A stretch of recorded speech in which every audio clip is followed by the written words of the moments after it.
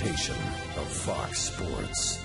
We are Fox Sports. We are Wisconsin.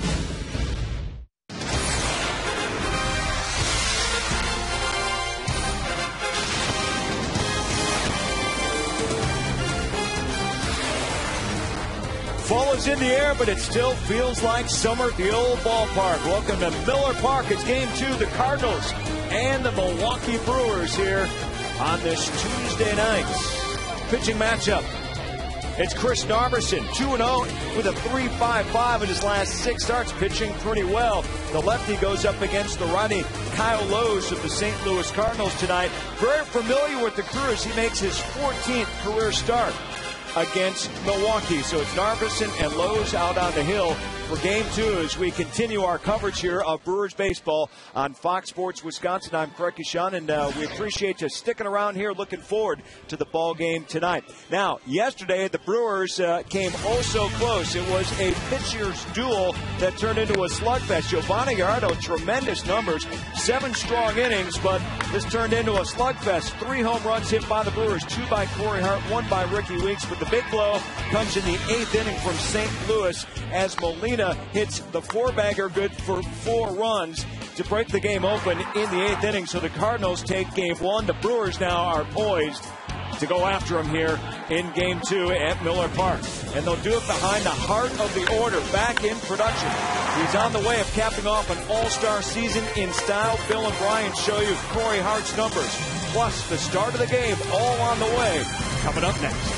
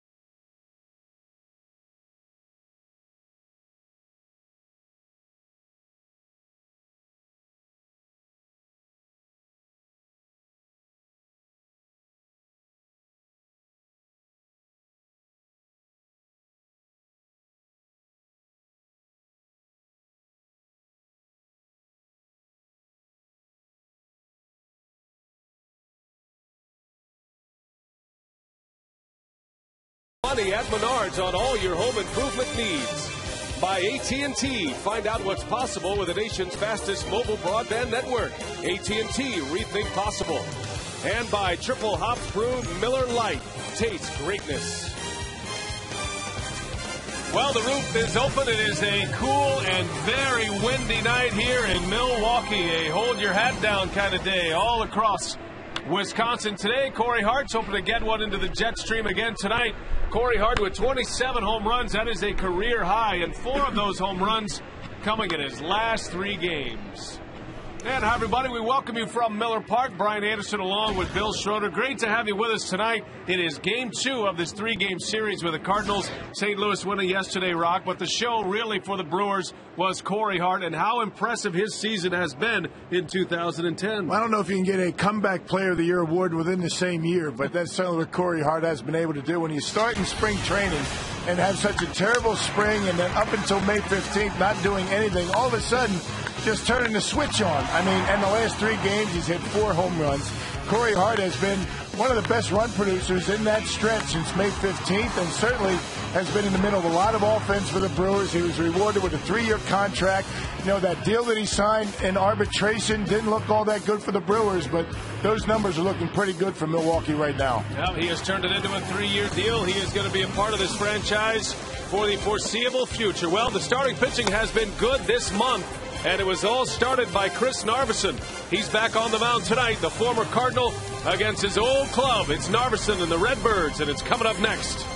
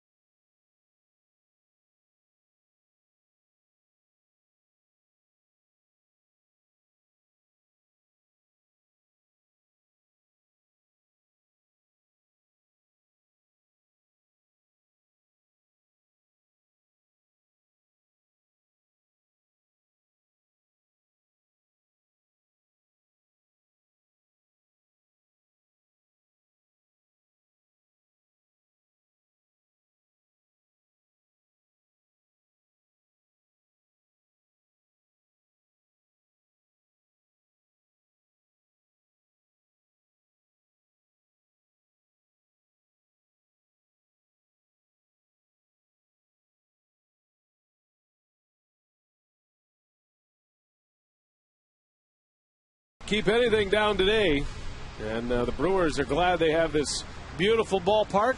The panels closed, the roof is open, and the Brewers are hoping to play spoiler the rest of this series. St. Louis winning yesterday. The Cardinals in a dogfight with the Cincinnati Reds, as St. Louis is behind 6 games in the National League Central, and they're also in pursuit of the wild card. They are 5 games back of the Philadelphia Phillies in that wild card race, the Giants in between. Giants are closing in on the San Diego Padres. So a lot of good races in baseball. The Brewers are going to have a say in some of those postseason entrants. Subway lineup for Tony La Russa's St. Louis Cardinals. Felipe Lopez leads off, then John Jay, then Albert Pujols. You see his numbers against Chris Narveson. Matt Holliday, Yadier Molina, and Colby Rasmus in the middle, with Pedro Feliz, Tyler Green, and Kyle Loesch rounding it out. That's the Subway lineup for the Cardinals. And the numbers for Chris Narveson. Yeah, coming off a very good month of August, 2-0 and a 4.05 earned run average for Chris Narveson. Very good his last time out against Cincinnati. Got a no decision, went into the 7th inning and allowed only the 1 run. This is his 24th start of the year. Narveson began the year in the bullpen and has pitched well as of late. Here's the defense behind Narveson, courtesy of Blaine's Farm and Fleet, Braun, Dickerson, and Hart. You've got McGee, Council, Weeks, and Fielder around the horn, and Lucroy catches Narveson tonight. Home plate umpire is Bob Davidson.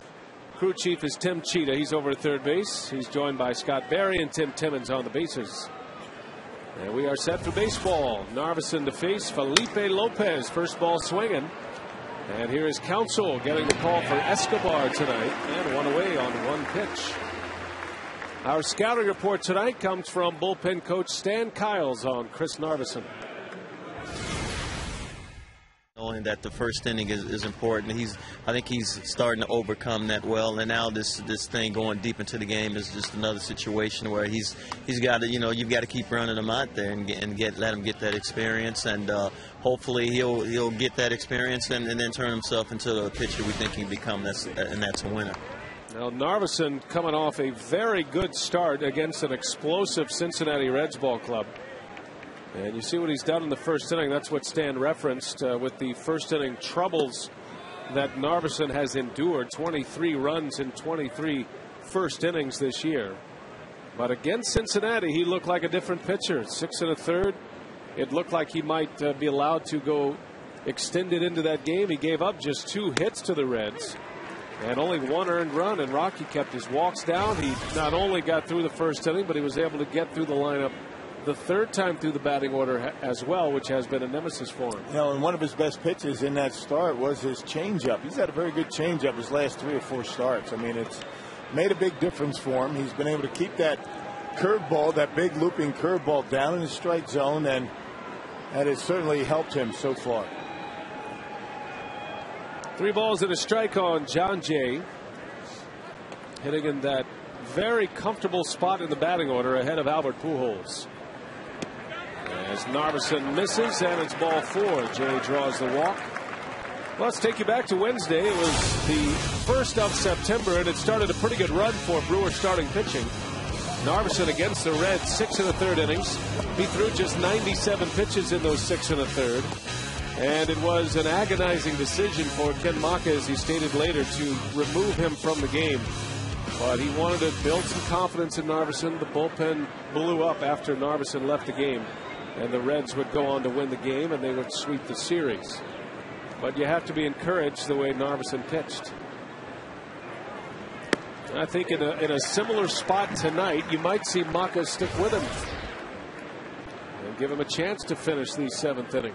Well, and his pitch count was in pretty good shape when Ken Maka elected to go to the bullpen. 97 pitches into the 7th inning, and you have to earn that right to get yourself in and out of jams, and Chris Narveson may be making strides in that direction. That gets away from Lucroy. John Jay on his way to second. That'll be a wild pitch. I'd say Lucroy's had some tough pitches to block last couple of days. That curveball that Gallardo spiked with a man at third base yesterday, and that one, I'm not sure what happened there, but bouncing well in front of home plate, getting a piece of Jonathan, but not able to keep it in front of him. Well, Jay is at second base, a base open at first, and even though it's the first inning, you always have that in the back of your mind with Albert Pujols at the plate. Narveson will be very careful to Pujols.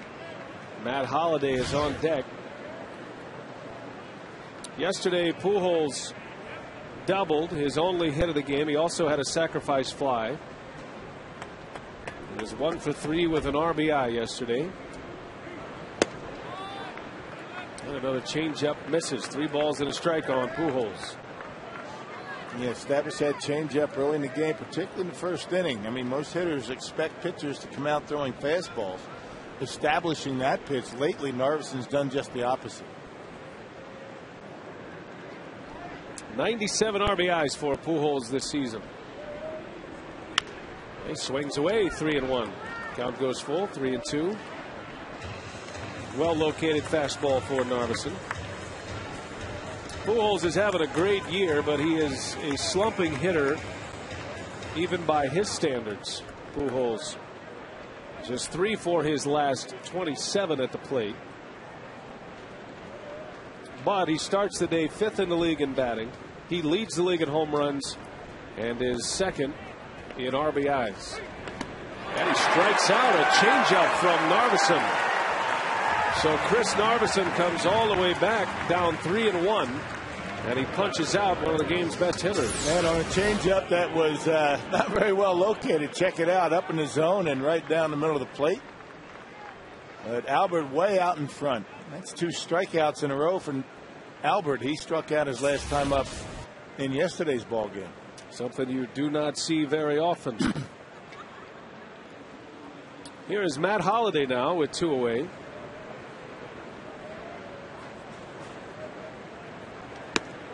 And a strike, another changeup. You know, one thing I'm noticing about Narveson's changeup, and it might be just with our camera position, but you know, you were talking about Chris Capuano, how he cuts his changeup a little bit, holds it on the side a little bit. Yeah, it makes it look like almost a curveball to the naked eye when you don't see the grip on the baseball. But I've noticed Narveson's changeup has a little movement on the inside as well. I'm not sure if that's something he's picked up. Maybe Capuano tinkering with the changeup for Narveson. I'll tell you, it's been much better lately. Maybe that's definitely, you know, possibility.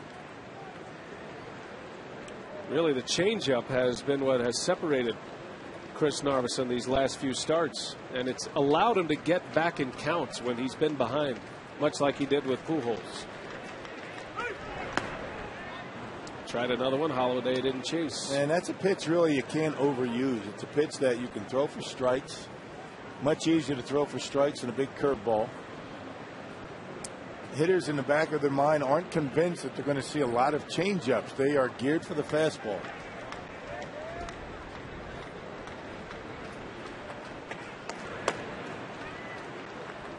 Fastball that time. You see the fastball for Narveson in the upper 80s. He'll top out at 90 occasionally, but he's comfortable 88, 89 miles per hour. And the changeup is down in the low 80s. Also has a very good curveball.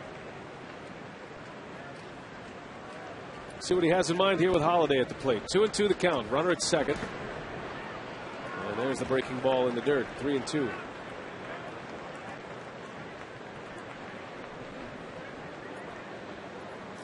Holliday had a big hit yesterday on RBI single in the 8th inning that gave the Cardinals the lead, and it opened up a 6-run inning for St. Louis. It was capped off by a grand slam home run from Yadier Molina. It was a good game until the 8th, and then the Cardinals busted it open. The Brewers made a bit of a comeback, got it to within 2, and brought the tying run to the plate. And mistakes have been very costly to the Brewers in the last week. In that Philadelphia series and again yesterday. You make mistakes for teams that are trying to get to the postseason, and they will make you pay.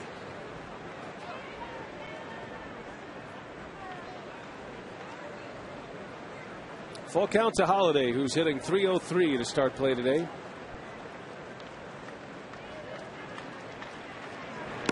And he's down on strikes. Another changeup from Narveson. How about that for your register? A strikeout of Pujols. And then Holliday with a runner in scoring position. Good start for the left-hander.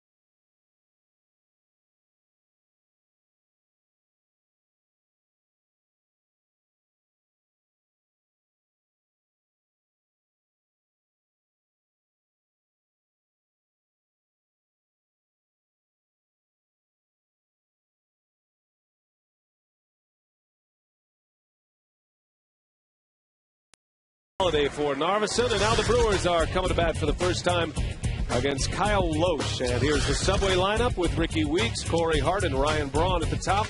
Middle of the order is Prince fielder Casey McGee and Chris Dickerson. And then it's Jonathan Lucroy, Craig Counsell, and Narveson rounding out Ken Maka's starting nine. Yeah, Kyle Loesch spent a considerable amount of time on the disabled list. This is his fourth start back.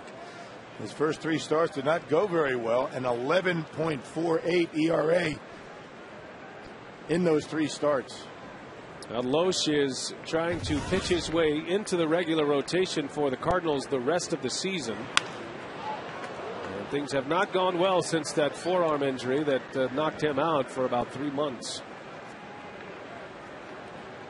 Loesch's spot of the rotation was skipped last time around, so he's pitching on 9 days rest.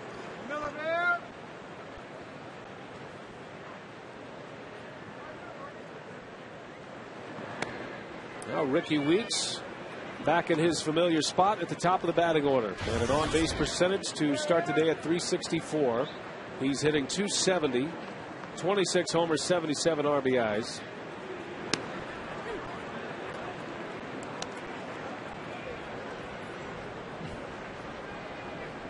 Weeks leads all leadoff hitters in Major League Baseball in home runs, RBIs, and runs scored to start play today. Well, Ricky continues to show a very good eye at the plate, and he's all of a sudden starting to use right field with some power. Something we haven't seen from Ricky up until this year.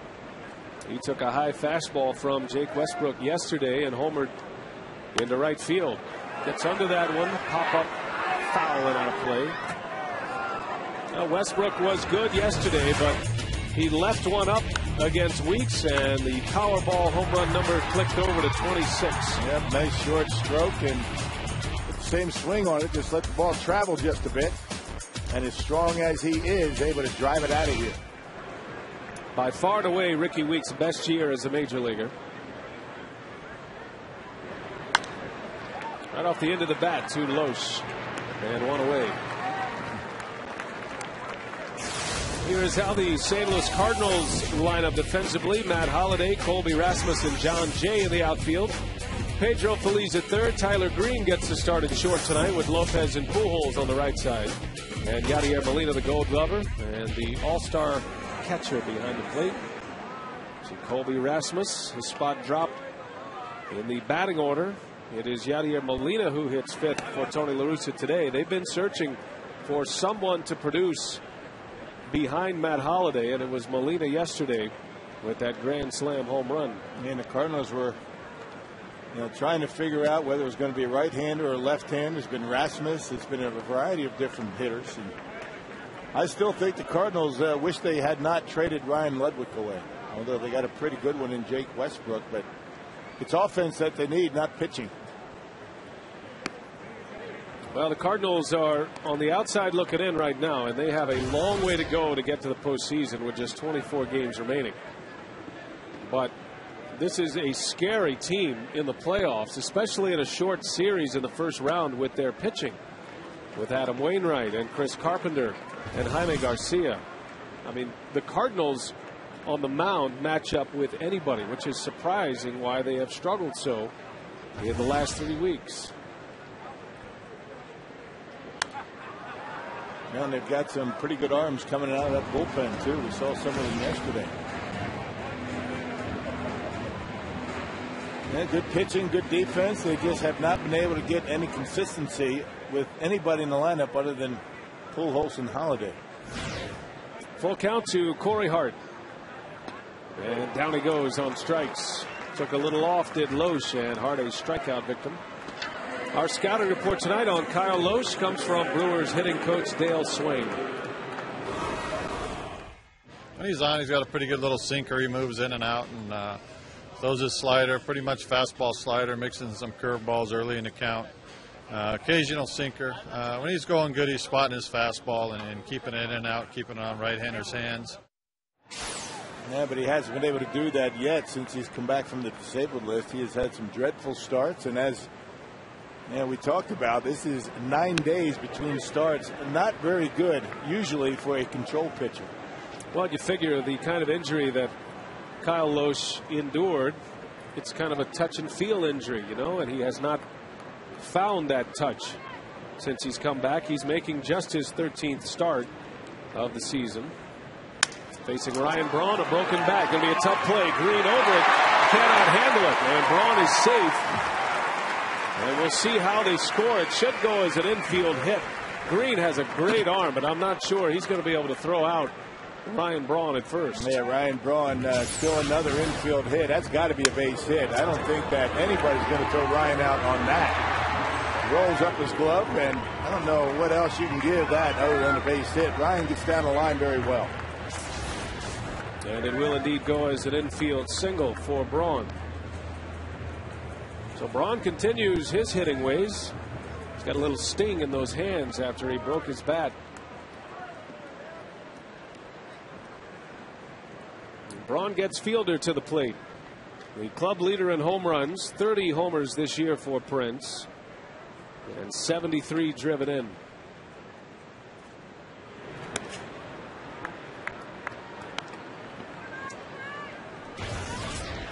Yesterday, Fielder had one hit, also walked. He was on base 3 times, had a hit, a walk, and reached on an error. 1 for 4 at the plate. He comes in today with a .274 batting average. Yeah, Prince already pushing 600 plate appearances this year. That's incredible. When you combine his hits, his walks, his hit batters, he's over 600, I believe. Or very close. Well, I guess that's what happens when you play every day. The Fielder leads the National League in walks. And he leads the Brewers in home runs with 30, the Powerball home run leaderboard. Ryan Braun still trying to bang his way onto this list as the 5th member of the Brewers to join the 20 home run club this season. Quite a feat for a team that has a record of 63 and 74, 11 games under 500. There's the numbers on the plate appearances. Ricky Weeks leads the National League in plate appearances. And Fielder with 610 this year already. 24 games left. That's what happens when you play every day. They don't take days off, and you're in the number 4 spot in the batting order. You get a lot of opportunities, as does Ricky Weeks. Fielder playing in his 323rd consecutive game. That's the longest active streak in all of baseball. Hitters count 3-1. Fielder rips one past Pujols. And that's going to go down in the corner. That'll give Braun a chance to score. He is racing around third. The throw comes in late. It's cut off. And Fielder drives home Braun. And the Brewers have a 1-0 lead. Well, an infield hit keeps the inning alive. And Prince Fielder able to whistle one right by Albert Pujols. You saw John Jay down there. He thought that ball was going to hit the stands as it juts out beyond the first base bag. Missed it just by a couple of inches. Check it out. Jay thinks it's going to hit there. It doesn't. Goes all the way in the corner, and that's what allows Ryan Braun to score from first base.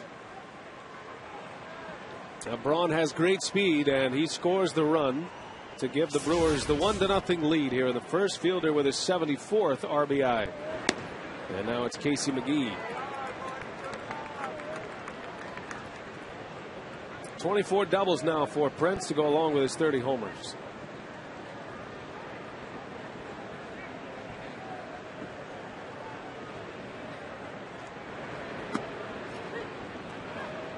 Now McGee had an RBI single yesterday and 87 runs batted in. Corey Hart is the team leader in RBIs with 88.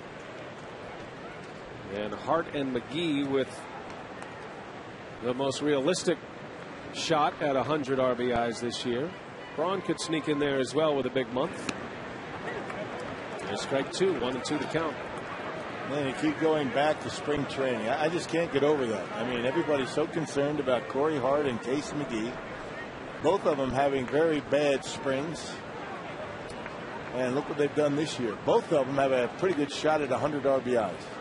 Make sure we remember that during the webcast next year at spring training. it means nothing, basically. You know, and I don't know about you and how you saw it, but it seemed like Corey Hart was relaxed. I mean, he was obviously in the crosshairs with Brewers fans based on the arbitration hearing, the kind of season he had last year. He just wrote it off as a bad season. McGee, on the other hand, was grinding a little bit this spring. He was a little concerned about the way he was seeing the baseball. And McGee's always been a guy who's had big numbers in the spring, and he's had to make ball clubs. Okay, it doesn't matter what kind of game it is for Casey McGee. He's going to throw his hat out there and give you 100%. Whether it be a pickup game in the offseason or spring training, it doesn't matter. Full count to McGee. Into right field, well hit. Jay on the run, can't get it. That is to the wall. Fielder will score. McGee on his way to second. And it's 2-0 Milwaukee. Well, 2 outs, nobody on. An infield hit by Ryan Braun and back-to-back doubles. Another pitch up in the zone for Casey McGee. And still another base hit to the opposite field. I tell you, he's something else. You get a ball up in the zone on him, and he will drive it hard somewhere. That one belt high, outer half, and rips it down the right field line. He's got such a nice swing going to right field.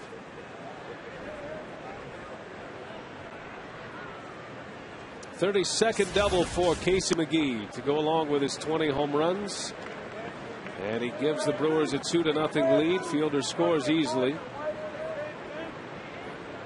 McGee now with 88 runs batted in. That joins him with Corey Hart at the top of the club leader.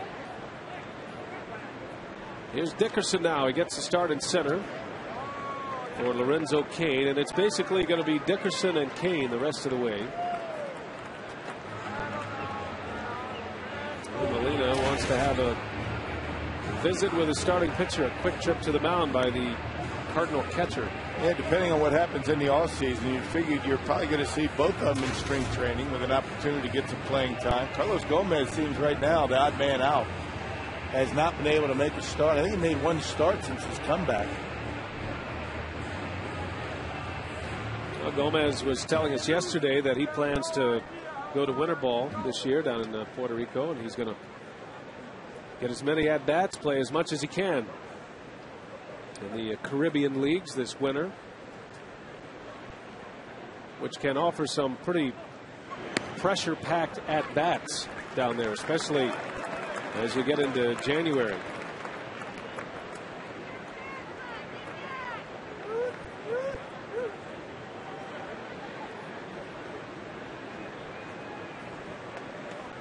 It's time for the Blaze Orange, isn't it? It's getting there. It feels like November, doesn't it? Summer ended quickly. Feels like fall now officially.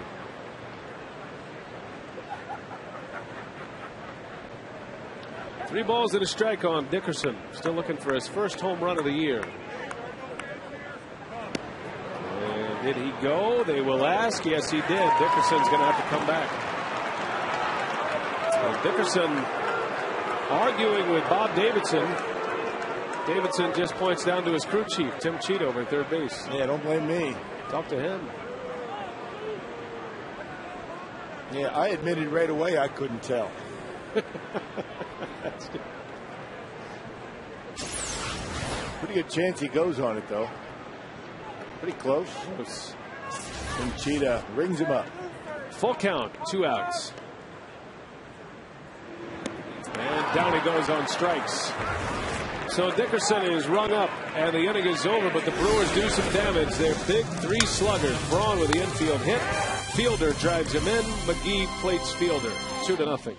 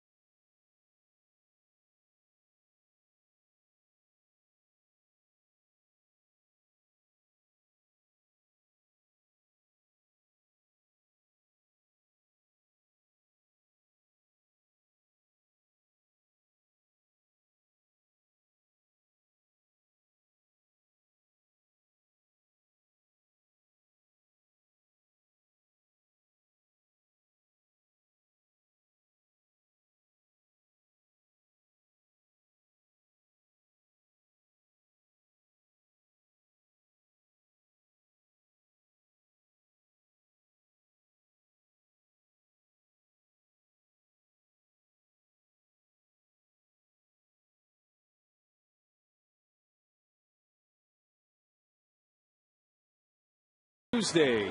Crowd still filing in. And we are headed to the second inning. 2-0 Brewers. And Rock, let's take a look at the starting pitching here the last 5 games. It really started with Narveson on September 1st. But the starters have picked up 31 innings and an ERA of 2.61. Unfortunately, the Brewers haven't done much winning during the stretch. It's been some late issues with the bullpen, but really defensive miscues have cost the Brewers some games in the last week to 10 days. Cincinnati was a defensive miscue that got things going, and a couple of times in Philly as well. Little bouncer back to the mound.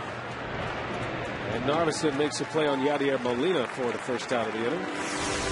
As far as the individual starters go, Narveson went 6 1/3. Capuano 5 innings as he builds arm strength as a starter. He pitched well. And then Dave Bush, Randy Wolf in Philadelphia, Giovanni Gallardo yesterday against the St. Louis Cardinals. Problem is the Brewers are 1-6 during this stretch. Right, and as we talked about, offense hasn't been there and defense hasn't been there either. They've only given up 9 earned runs in that stretch, those 5 starts. Outstanding work. It's been a group of pitchers that have taken some abuse this year, and a lot of it has been well-deserved at times.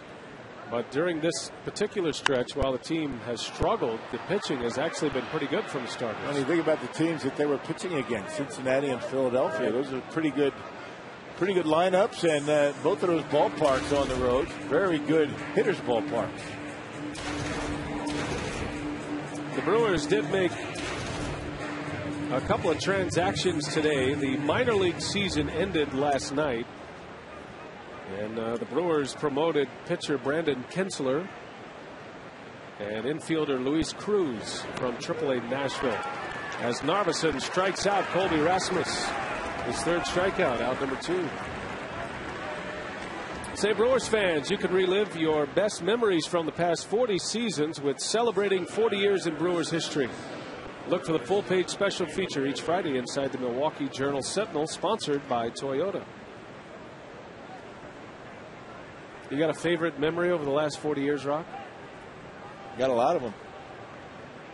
I'm going to go with the final game against the Chicago Cubs, the CC Sabathia complete game. You got it. That's mine too. All right. Absolutely. All right, well, let me change mine then. That was that was my number 1 sports memory in my entire life. Even from your playing days, huh? Yes. Well, that says a lot about you. Feliz high in the air, left center, playable for Dickerson. And a good inning for Chris Narveson. 3 up, 3 down, 2-0 Brewers. Brew Crew coming to bat.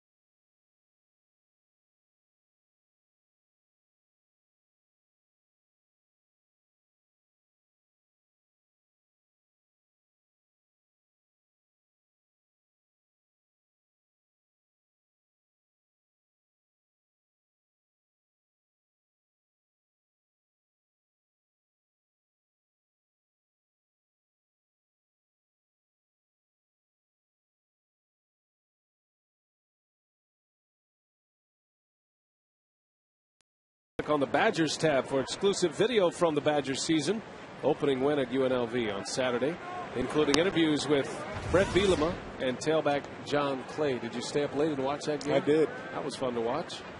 We were in Philly. That was a late night watching the Badgers. Yeah. Good win for Bucky Saturday. I'm looking forward to heading on down to Madison, stopping into the nitty gritty, heading over to Camp Randall. That's a good day. Yep. We wish the Badgers luck this season. Hope they have a great year on the gridiron.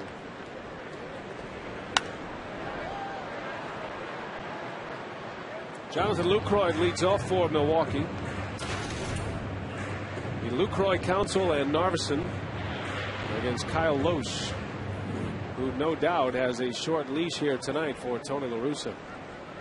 And especially with all those pitchers that La Russa has in that bullpen. 10. And we'll probably see them all before the series is over. Might see them all in one inning, actually. Yeah. It's a dangerous combination. A manager who loves to make pitching changes and play the matchups, and a September call-up bullpen where he has plenty of pitchers at his disposal. And guys bumping into each other down in that bullpen. Lucroy hits that one hard to right, and that is going to go over the head of Jay. It bounces out of here. A ground rule double for Jonathan Lucroy.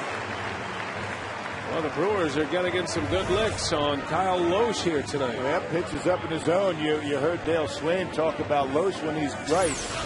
He's got a good sinker going down in the zone. That one's straight as a string, up around mid-thigh, and he drives it over the head of John Jay, who did not expect him to hit it that hard.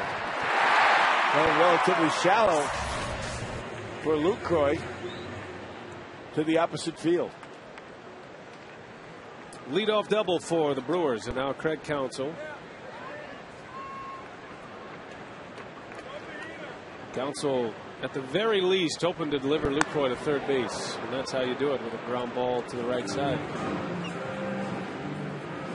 And Counsell has no problem pulling a fastball. If he gets one middle in, does not subscribe very often, at least early in the count, to that, take it to the opposite field. He wants to rip one down that right field line.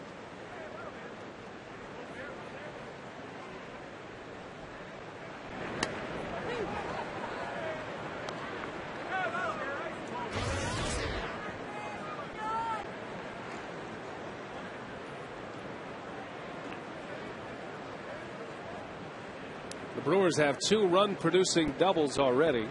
Fielder and McGee in the first inning.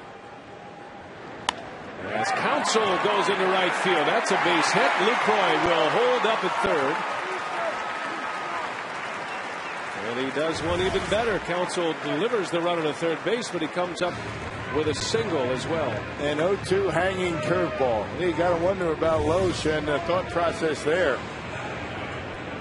Well, the 0-1 pitch was a breaking ball that he threw for a strike. Counsell took it. Check this one out. Right down the middle of the plate, and Counsell serves it into right field. Not a very good pitch. And Craig Counsell makes him pay. First and third to start the inning for the Brewers. And here's Chris Narveson now, a good hitting pitcher. Boy, his numbers require a double take. You don't see many pitchers who are getting consistent at-bats like Narveson. Batting .341. That's legit. That's 14 hits for Narveson this year and 41 at-bats. That drove in a run in Cincinnati on a base hit to left.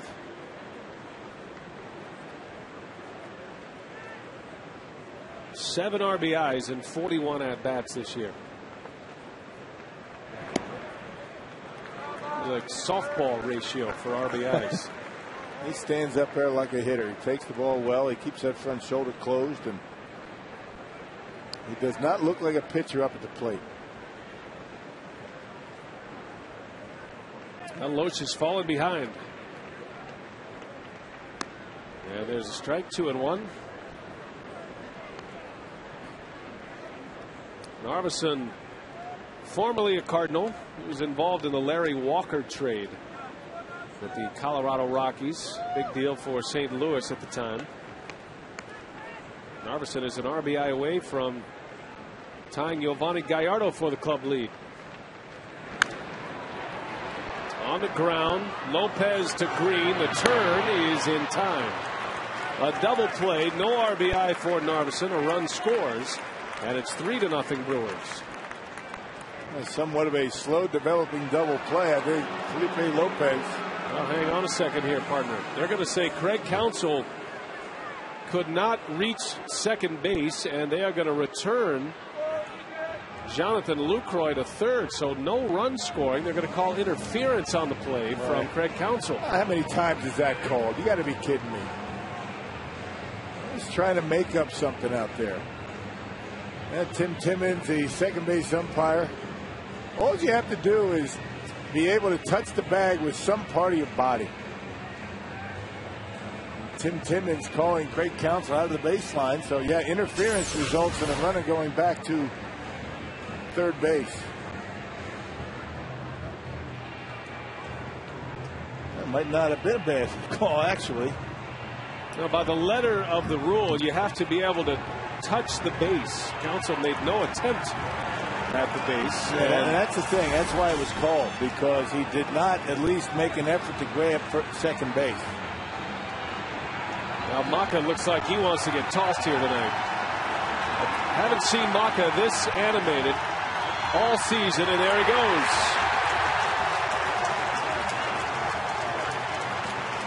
Maka was calm when he went out, but something Timmons said set him off.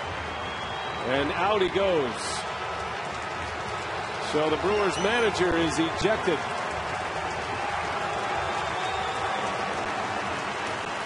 He always gets the last word, the men in black. Well, if Craig Counsell makes any kind of an effort to touch second base, they're not going to call that. The fact that he did not is why it was called.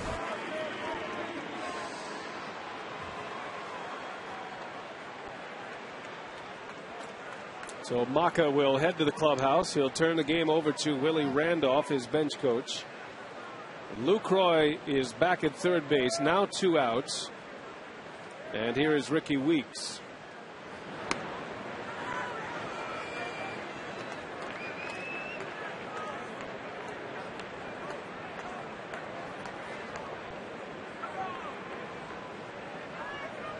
Let's see if Weeks can deliver the RBI here in the second inning.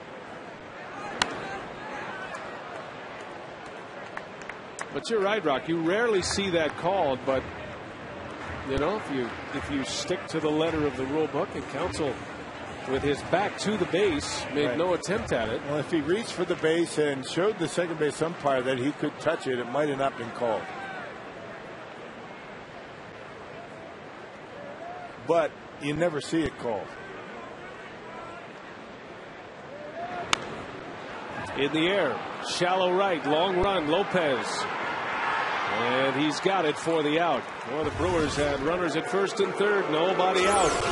But an interference call brings the run back, and it's still 2-0.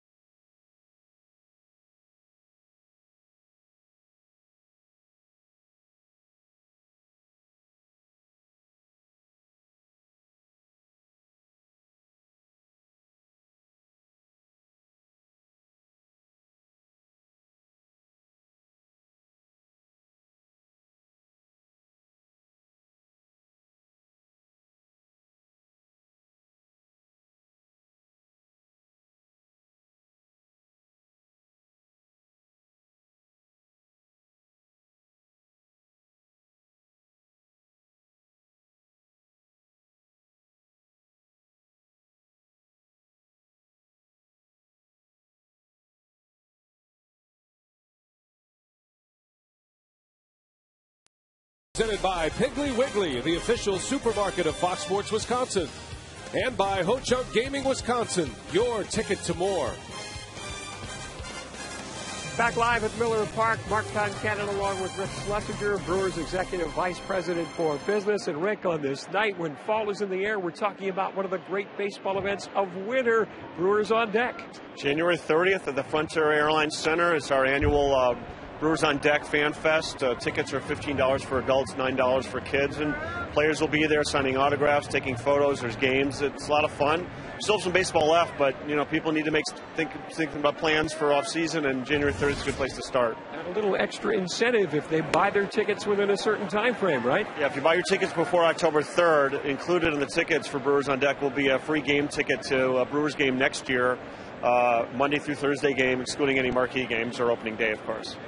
The jersey auction ongoing, some terrific Hall of Fame jerseys up for auction. Tell us about that. Well, Bill Schroeder's even got a jersey. The jerseys the Brewers alums wore for the Sea League statue are being auctioned off with proceeds to Brewers Community Foundation.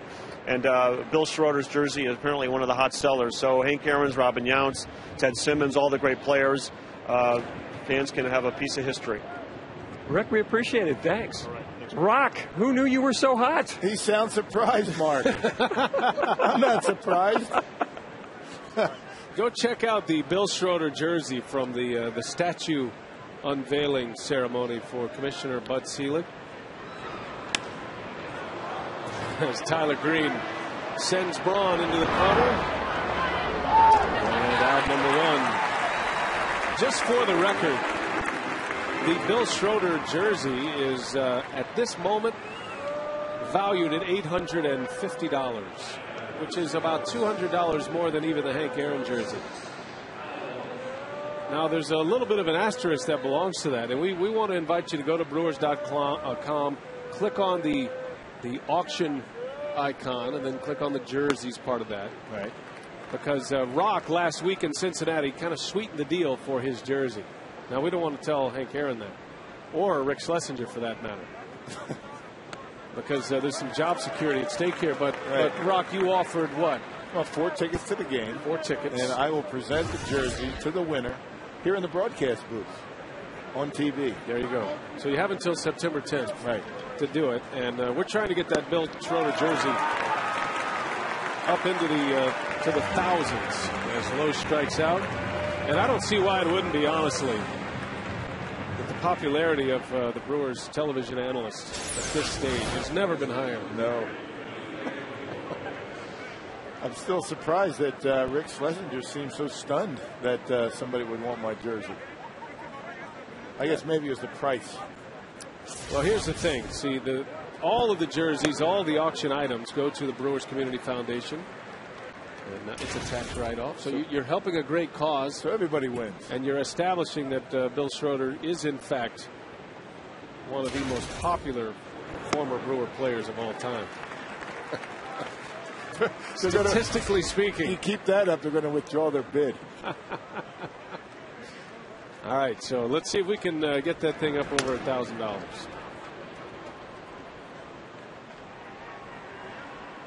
There you go. 23 bids so far. The high bid right now is $850. So whoever is on the board for $850 at this moment, that's going to be the winner. We'll see him here in the booth unless you want to top it. And it closes September 10th. So you got a couple of days left. You go to Brewers.com, click on the auction, and then on the jerseys part of that. Some great auction items there as well.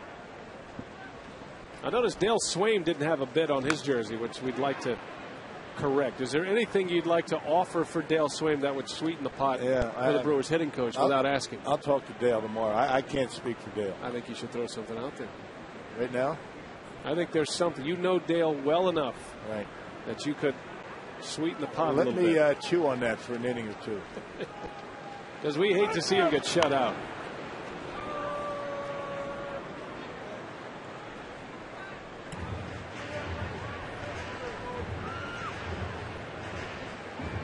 Felipe Lopez with 2 away, batting for the second time against Narveson. The only blemish tonight for Chris Narveson, a 1-out walk in the first. He walked John Jay.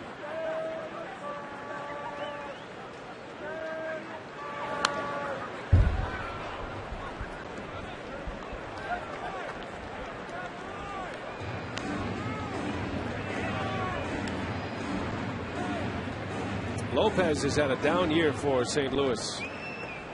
Ended up playing a lot of third base when David Freese was injured. Terrific rookie third baseman for the Cardinals. Lost for the season. Off the glove of Narveson. Weeks has it. Got to hurry, and he gets his man. Goes as a 1-4-3 putout, and Narveson has retired 8 straight.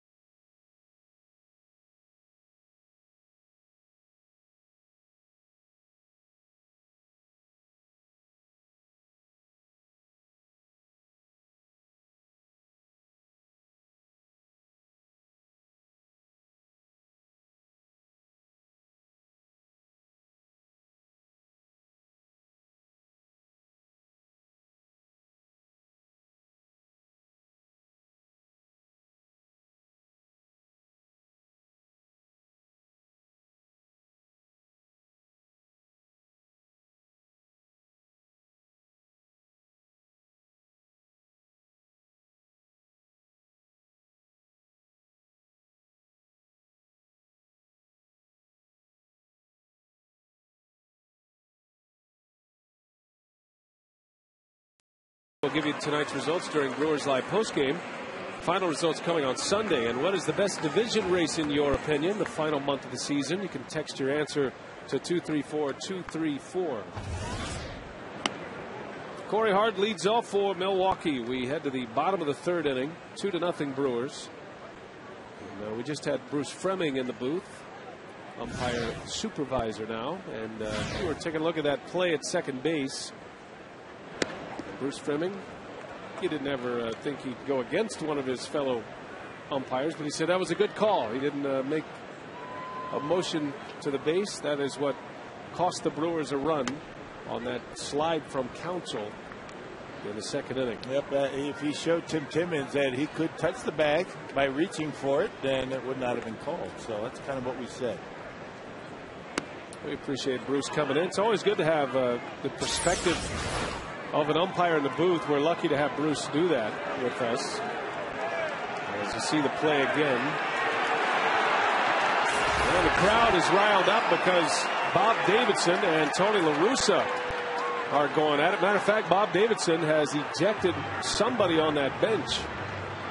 I'm not sure who, but La Russa wants an explanation. And much like last night when Tim Cheetah ripped the mask off and wasn't going to take any more, Bob Davidson runs a Cardinal. It might be Dave Duncan, the pitching coach, thinking that the last pitch that Kyle Lowe's threw was pretty good. There's Duncan down in the corner of your screen. Dave Duncan. Let's see if he's the one chirping. Looks like he's flapping his lips a bit. Bob Davidson doesn't take much guff. He's got a short fuse. And you know that going in.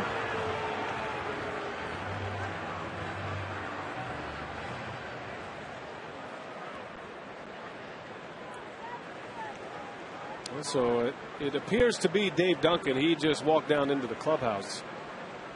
So we'll have to verify that between innings, but it appears that Davidson has thrown out the pitching coach. As Hard rolls one to third, and off the bag is Pujols. Pujols is saying he tagged him. And again, here comes Tony La Russa. He's gotten after the home plate umpire, and now he'll get after Scott Berry.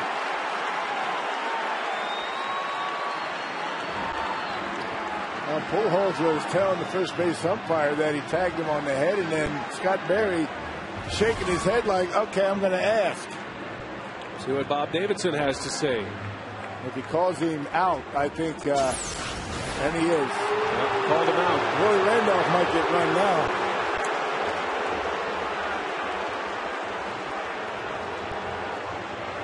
It's a good call. Got him on the shoulder, actually. So the right call was made, but Willie Randolph now wants an explanation. Now the Brewers will do a break at some point here.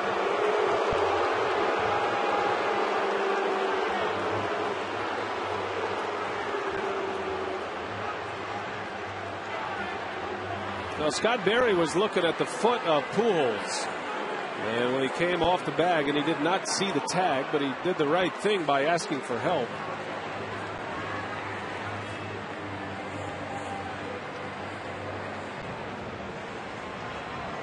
And it appears that the umpires got the call right. Pujols reacted right away, knowing that he had made contact with Corey Hart. Well, he was adamant enough about it to have Scott Berry ask Bob Davidson. You saw it all the way. I guess that's the bottom line, right? You got to get it right, no matter how long it takes or what you have to do. You want the call to be called right. Braun hits one sharply to Green. He bobbles, recovers, and gets his man. Second out of the inning. Nice job by Tyler Green staying with a hot shot from Ryan Braun. Yep, one hopper right at him. He stayed right in front of it. And he has got a rocket for an arm. Able to knock it down, and that strong arm able to get Brawny. So 2 gone. And it's going to be Fielder now.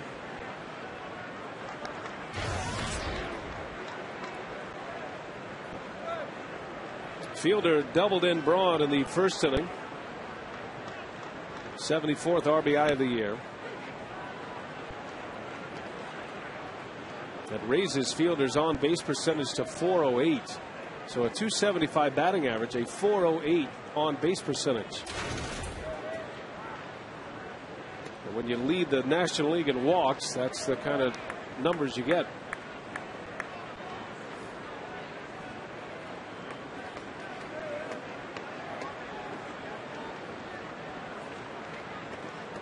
Two balls and a strike. Fielder slices one foul and out of play.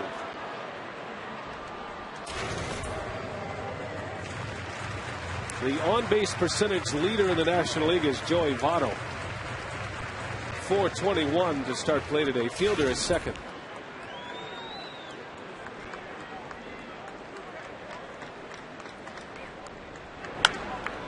Right into the shift and right to Tyler Green. And it's a 3-up, 3-down inning for Kyle Loesch. He's settled down a little bit. Fans are booing. Brewers lead 2-0.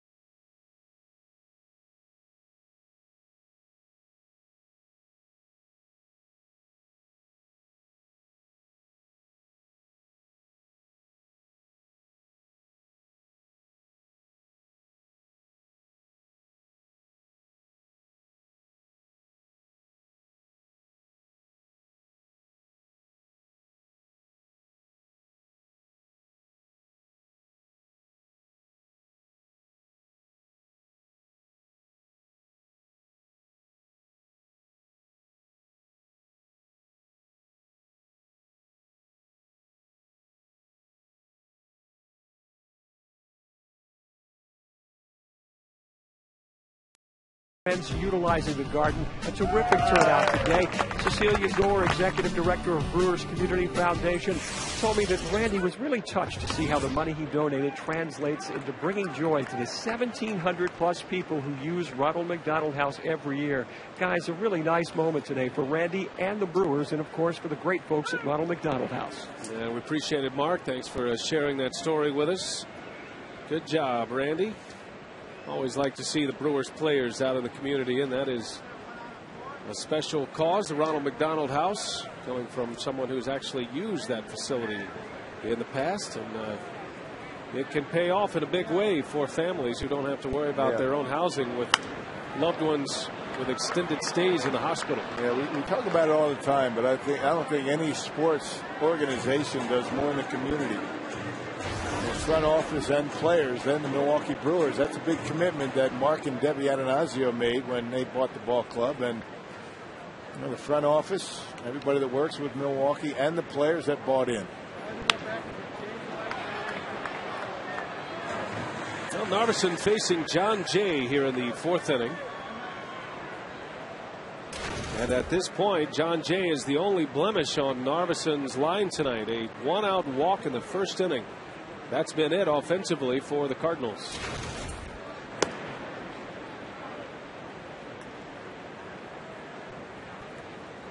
If you're wondering why Jay is in the lineup against a left-handed pitcher, it's because he's hit lefties this year. He's batting .340 against left-handed pitching this season. And he went, says Bob Davidson. So Narveson rings him up. John Jay down on strikes. That is number 5. For Narveson. Time now for our Carsud.com email in the booth. Question comes from Randy and Toma. And with less than a month remaining, do you think we'll see a triple crown in the National League? Well, if it does happen, it's going to be Carlos Gonzalez. He has got a huge lead in the batting average race. He's hitting .340. Joey Votto next closest at .321. I mean, almost 20 points. That's a lot to make up in September. Triple crown, you have to lead in batting average, home runs, and RBIs. Gonzalez with 31 home runs. He's 5th. Albert's 1st with 35. There has not been a triple crown winner since 1967 as Pujols laces one to left field. That's the first hit of the ball game. And Albert is content with a single. Good job for Ryan Braun to get to it. In the National League, it is between Pujols, Votto, and Gonzalez. Now, there has not been a triple crown in the National League since 1937. Ducky Medwick of the St. Louis Cardinals of 1937 had the last NL triple crown. And see Carlos Gonzalez leading the league in batting average, and he has really put the hammer down lately. Pujols, the league leader in homers, and one off the RBI mark.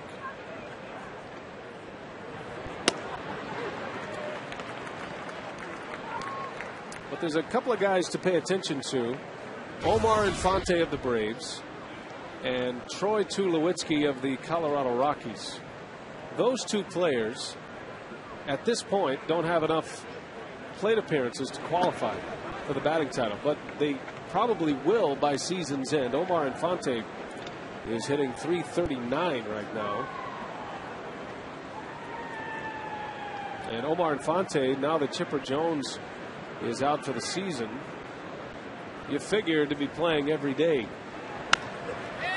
It's Holiday in the shallow right. That's going to fall, and that's going to be a base hit. It bounces out. Actually, the Brewers might have caught a break as that one goes into the seats, and Pujols can only reach third base. So Pujols and Holiday with back-to-back hits. And how big is that play from Ryan Braun just a moment ago, holding Pujols to a single? Yeah, check it out. A good pitch, tying him up inside. Holiday's had a problem with that fastball in this entire series, but able to dump it just inside the right field line. He's having a tough time getting to that fastball in on his hands. Well, it's frustrating when you make a good pitch and you feel like you've retired a good hitter. Molina just slaps one into center field, a base hit. And the Cardinals are on the board. So Pujols scores. Molina drives in his 53rd run and his 5th of the series. And it's 2-1 Brewers. Just like that. You know, Pujols, Holiday get on base. Yadier Molina off the end of the bat, able to dump it in the center field. 3 consecutive hits. First 3 hits of the night for the Cardinals. Good changeup, not a bad pitch, good location. Goes down and reaches for it and able to get it, muscle it into center field. Not a whole lot of running going on in that play.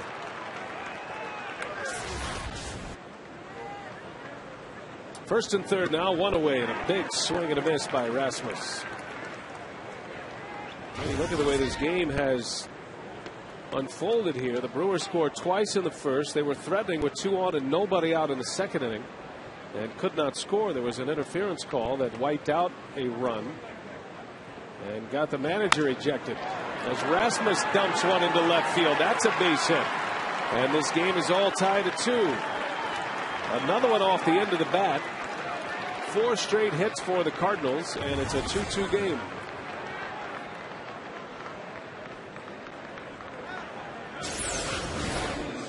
Yep, no hits through 3 innings, but second time through, the Cardinals starting to get better swings off of Narveson. Another good pitch. It was off the outside corner, not even a strike, but looked like Rasmus was leaning out over the plate for something away from him. And drives in another.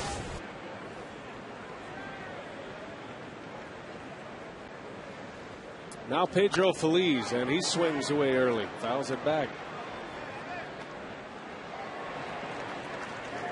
Feliz drove in a run yesterday, had an RBI single as part of the 6-run St. Louis 8th inning yesterday. But he hasn't hit much since coming over from the Houston Astros. In the dirt, skips away from Lucroy. Both runners will advance. Well, a wild pitch. That's the second wild pitch of the game for Narveson, and that takes the Brewers out of a double play opportunity.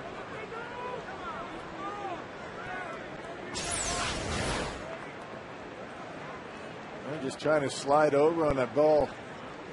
You know, down and in. He got a piece of it, but just wasn't sure where it was. Everybody able to advance. That's a big play. Now you can't turn a double play.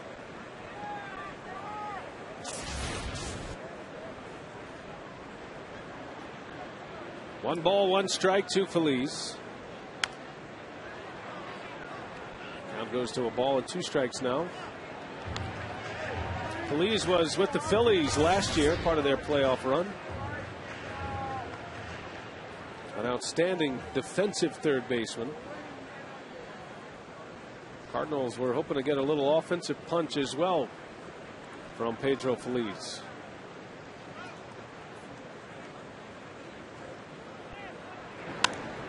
In the air, he popped him up. Fielder wants it. And the second out, and a big out for Chris Narveson.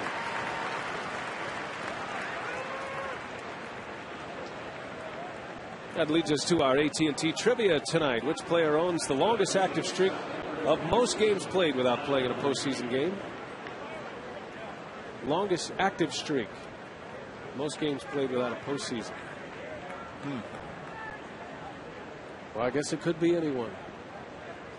Anyone who hasn't been to the postseason while they've played in the major leagues.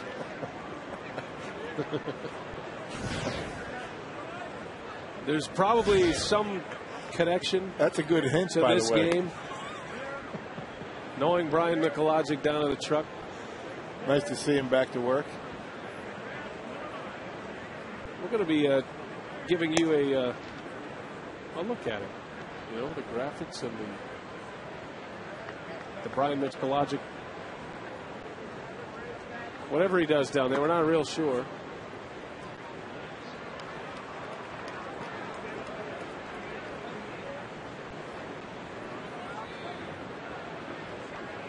So Narveson walks Tyler Green. And the bases are loaded. Brewers will go after the Cardinal pitcher here with 2 away. Well, Kyle Oates no easy out. I mean, he can swing the bat. Got a batting average at 200 this year. His career batting average not too bad. So you got to make some good pitches to him. 5 for 25 at the plate this season. And low stakes strike one. His career batting average is 167.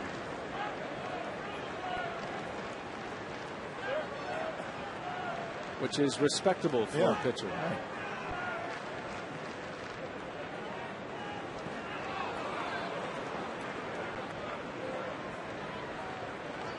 Yadier Molina over at third, holds his ground. Rasmus at second base, and then Green's over at first, the intentional walk. The RBIs in this inning coming from Molina and Rasmus. Cardinals have 2 on the board, 4 consecutive hits, and now 5 base runners in this 4th inning.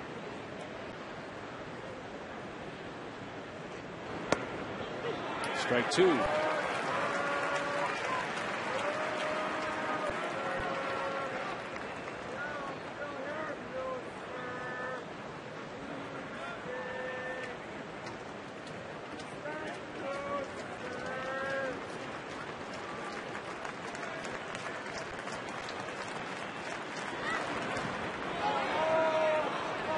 Good job by Jonathan keeping that ball in front of him. Second one that he's blocked with the bases loaded. Pitcher's got to know to throw that breaking ball down in the dirt with 2 strikes. Jonathan does a nice job squaring the shoulders and keeping it right in front of him.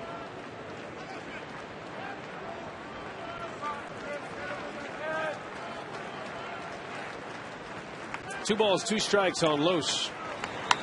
And he slaps one. Fielder gloves. Nice play. Turns it all around to get the out at first base. Put the heavy duty brakes on. And Fielder able to beat Los to the bag to end the inning. And the Cardinals leave the bases loaded, but they score twice. This game is all tied up. Good play by the Brewers first baseman Murinda.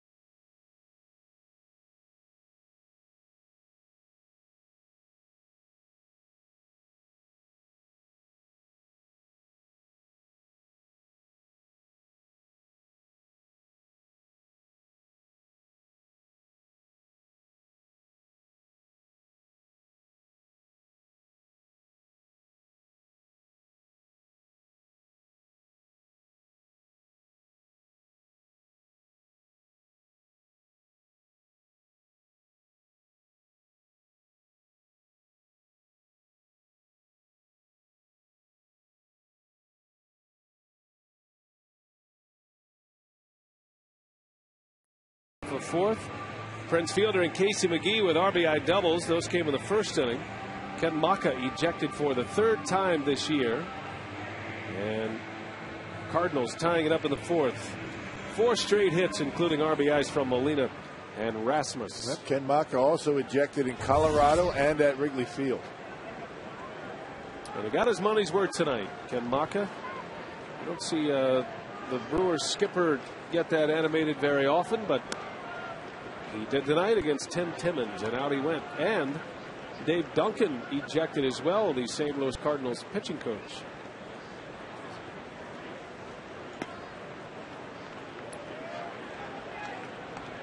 Casey McGee leads off. He doubled in Fielder back in the first inning.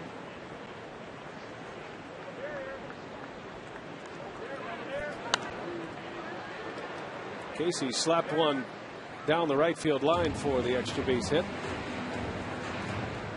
Hey, the game kind of turned a little bit on that interference call at second base. Yes, it did. Momentum. Brewers had a run on the board, even if the double play stands, which it would have. The Brewers would have added a run. It would have been 3-0 at the time. But instead, Loesch got a break. He's sitting there with first and third and nobody out. And the pitcher at the plate, a good hitting pitcher in Chris Marvison.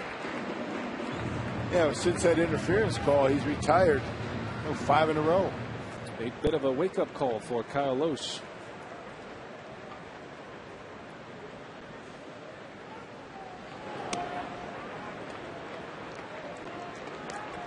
The Cardinals still have Loesch under contract for the next 2 seasons. So this month, regardless of what the Cardinals do the rest of the way, if they fight their way back in or not, they want some answers on Loesch heading to the offseason as he strikes out Casey McGee.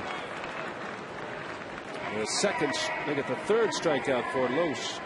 Yeah, 08 was a big season for Kyle Loesch. 15-6 and an ERA under 3.8 at 3.78. That was only his third winning season since 02. And he got that big contract. They earned him a 4-year deal. Came up with the Minnesota Twins and then bounced around a little bit before he found the wing of Dave Duncan, who turned him into a big winner in St. Louis. Dave Duncan has had a knack for doing that.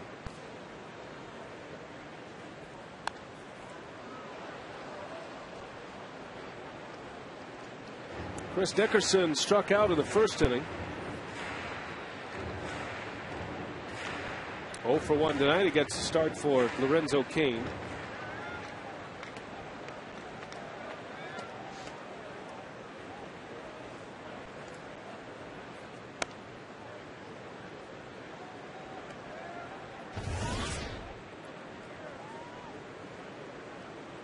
A couple of former Reds matching up here in the 4th inning. Dickerson and Loesch.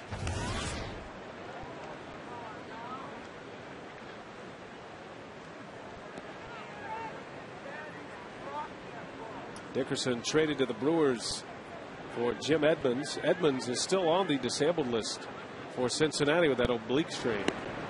And a changeup gets him. Down goes Dickerson. Back-to-back strikeouts for Kyle Loesch.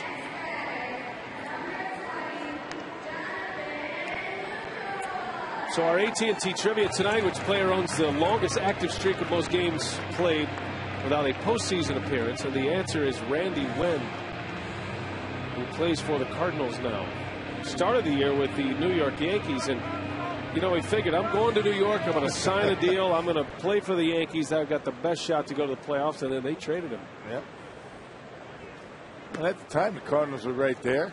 I mean, back and forth between first place and second place, and they still have a shot, but they have to get very hot, and Cincinnati has to go stone cold.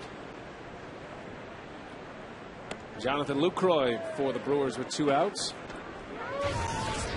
Cardinals have their eyes on the division and the wild card race right now. St. Louis 6 back to the Reds in the division, and 5 back in the wild card race to the Phillies. Philadelphia is a half a game behind the Atlanta Braves, and Tony La Russa's club is headed to Atlanta to take on the Braves next.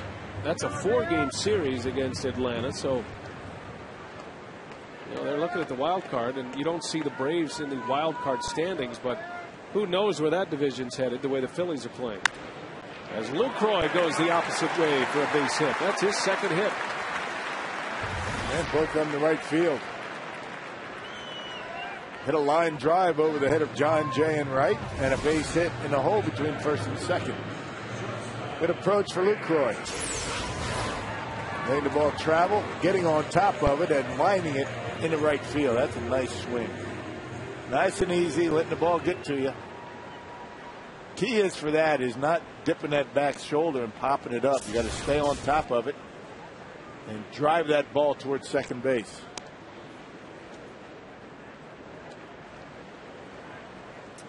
Gives Craig Counsell a chance with 2 away. You see, the Atlanta Braves are going to have to start playing better on the road. They're 10 games under 500. That's a lot of games under for a team that's in first place. But they have the best home record in baseball. And you could say the same thing about the Cardinals, who are also 10 games under on the road. As Counsell grounds out, Kyle Lohse is locked in now after a shaky start. Still tied at 2.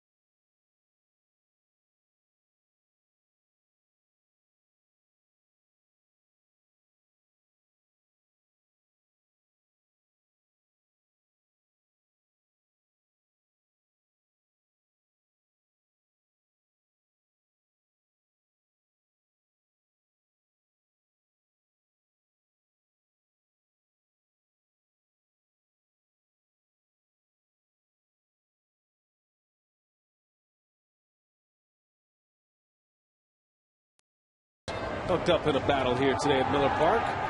And a reminder that on Friday, as the Brewers host the Cubs, the first 20,000 fans will receive a $300 off coupon. And that's good towards the purchase of a Generac home standby generator. Compliments of Generac Power Systems. A cool night, a windy night here in Milwaukee. And a game that is tied at 2 as we head to the 5th. Top of the order for the Cardinals. Felipe Lopez takes strike 1. Well, St. Louis with 4 straight hits in the 4th inning. And only Pujols' single was barreled up, was hit hard. The others were jam shots or off the end of the bat. But it produced 2 runs in that 4th inning. And 2 of those hits came on pretty good pitches. The one to Holiday and the one to Rasmus.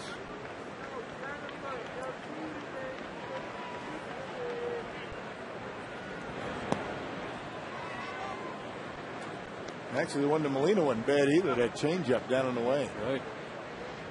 So you can say Narvison's stuff is still good. His changeup has been the difference maker for him over the last 5 starts.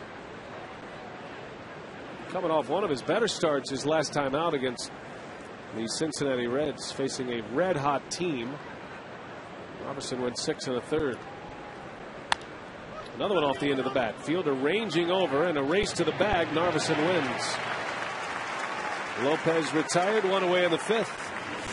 Some news and notes around Major League Baseball. Alex Rodriguez held out of tonight's lineup.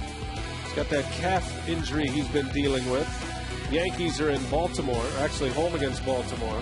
Ubaldo Jimenez finally broke through. He finally won his 18th. Picked up the win against the Cincinnati Reds last night. And the Padres cracked the seal. Their 10-game losing streak ended with a 4-2 win last night against the Los Angeles Dodgers. Well, you get in the middle of one of those stretches, you feel as though it's never going to end. It finally did last night. And the question still remains for the Padres, though. So many young pitchers and so many pitchers that are having career years. Can they hold up down the stretch in the middle of a pennant race? Because they are no longer the underdog. They've gone this entire season with the feeling that it is a surprise team. At this point, when you get to September and you're pursuing a pennant and a playoff appearance, you're no longer a surprise team. They've done a lot of winning this year. Well, the pitching has held up. It's going to be a matter of whether their offense is going to be able to score enough runs. Padres have 16 team shutouts. 16 of them. Amazing. A 3.36 earned run average, near the bottom of the league in runs scored. And they have shown a few chinks in the armor from their bullpen, which has been a lockdown bullpen from the 7th inning on so far this year. Well, we'll see if they can hang in there. The Padres have a 1-game lead over the Giants to start play today. As Jay swings and foul tips one off the ground. Lucroy is saying he caught it, and he wants Bob Davidson to ask for help. Willie Randolph is back out, and out is the call. So Tim Cheetah helps out his umpiring mate, and Jay is gone. So at least the umpires are asking for help tonight, and they're getting everything right, believe it or not. Well, finally the Brewers get a break. They were due. And that wasn't even close. Clearly catching it before it hits the ground in the webbing of that catcher's mitt. And Tim Cheetah saw it all the way. It's been a group effort out there with the umpires. Yes, it has. Which gets us back to our replay idea, the eye in the sky. Don't need it. They're getting them all right. Right. Sooner or later. Haven't missed one tonight. A manager and a pitching coach ejected for each club.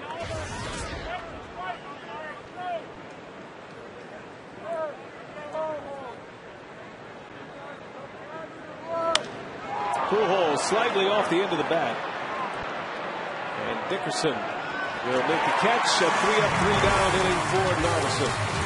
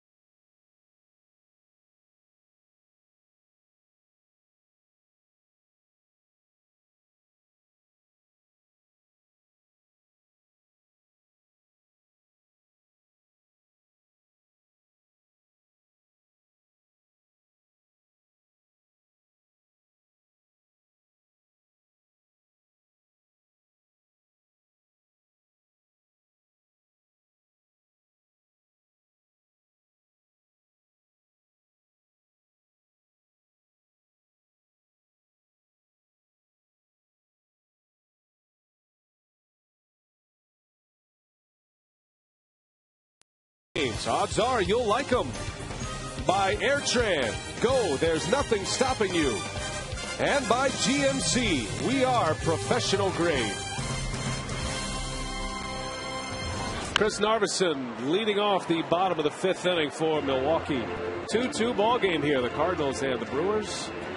This game starting to feel a lot like last night's game, which was tied at 2 until the Cardinals scored 6 runs in the 8th inning.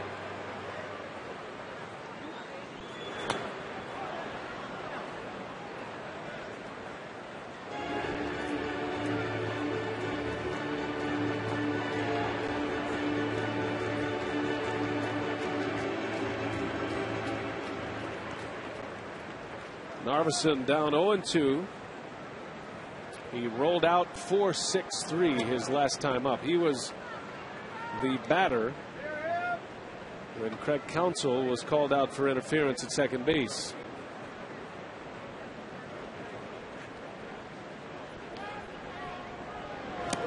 That clipped him. Narveson hit by a pitch. So the Brewer pitcher will reach to start this 5th inning. Trying to come inside on Narveson. Check it out. Missed badly and got a piece of the jersey. Hey, that brings us to tonight's time of the game winner. It's Mark's Sports Pub in Milwaukee. If they call the Brewers in the next 24 hours, Mark's gets 40 Miller Lite beer pen tickets to a 2010 Brewers game, or an April and May 2011 Brewers home game. This offer courtesy of the Tavern League of Wisconsin and Miller Lite. Say hello to Mark. Hey, Mark. How's your bobblehead coming along? Still here? Still here. The Vortex bottle. Your bottlehead, I guess that'd be the way to. The bottle bobble.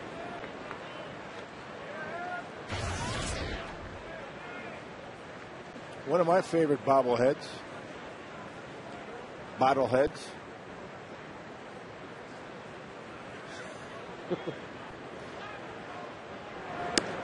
Displaying it like the Heisman Trophy.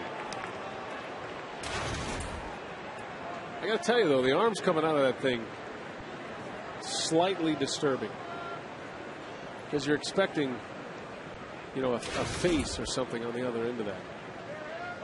I never really noticed the arms. I keep zoning in on those beer bottles he's carrying. The tray. You see what I mean? I mean, there's arms, but no head. But he's got a hat on. It's kind of like a Halloween project working here. It's good though. It's been very popular. Don't get too attached to it.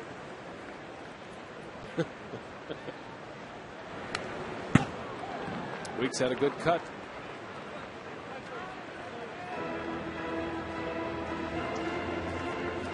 Rock's got quite an ensemble of bobbleheads. You ever been to somebody's house and, you know, they collect different things, you know, lots of collectibles around. That's kind of the way Rock is, actually. It's a little bit disturbing. You know, Beanie Babies and porcelain unicorns and things like that. Well, this is kind of what Rock does here. When he's really losing interest, show him what you do. That's what I break down a play. That's what I'm doing. Maybe you should sign one of those. You know that's not true. How would you know? I've never had you to my house. That's not true. I've got my racing sausages and my Miller Lite Vortex bottlehead. Bottlehead, that's a good one. That's all I need. I need nothing else.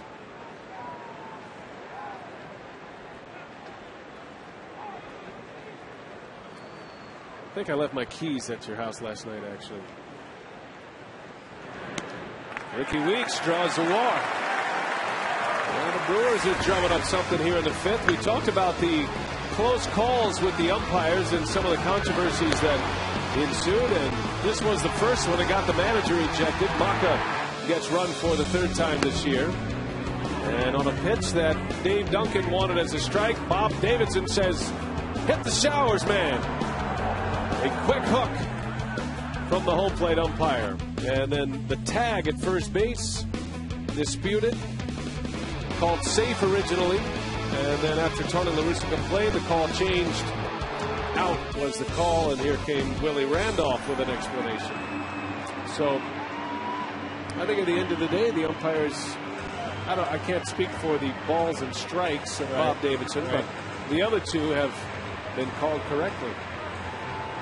The one Tim Timmons called on Craig Counsell, I mean, to the letter of the law, it's the way it should be called, but it's very rarely called that way. Cost the Brewers a run.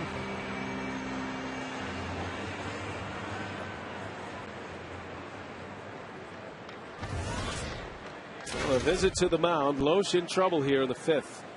2 on. And the Brewers getting production from their pitcher Narveson, who was hit by a pitch to get this inning started. Now the big home run hitters are coming up. I forgot that Dave Duncan had been thrown out. I saw Turner LaRussa going out there, and I figured there was a pitching change coming. But it's going to be LaRussa having a chat on the mound tonight. Mitchell Boggs getting ready for St. Louis. Brewers would love to chase the Cardinals starter right here and now.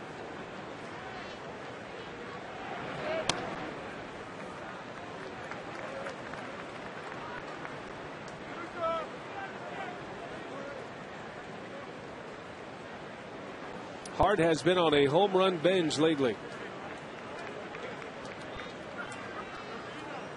Corey with 2 homers yesterday has 4 home runs in the last 3 games. And he hits that one high and deep. This is hooking, and it is foul. A little bit out ahead of it.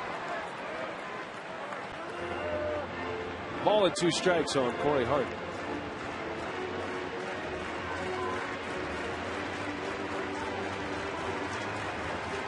Hart with a career high for home runs. 27. Has 88 RBIs.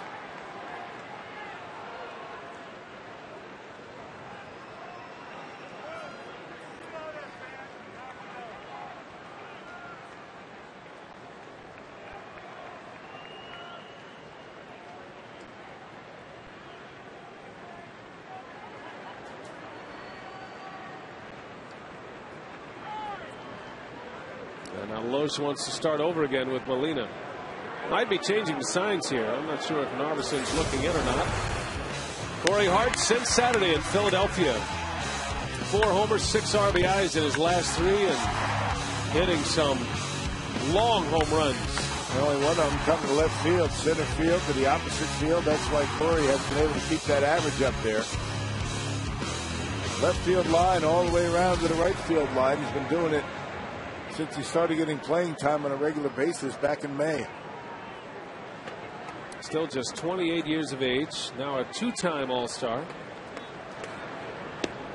And he lays off a breaking ball. That has been Hart's nemesis pitch in the past. And that's really been the difference in his season this year. The ability to see that pitch, recognize that pitch, and lay off it. And because he's letting the ball get to him, he's been able to lay off that pitch more regularly.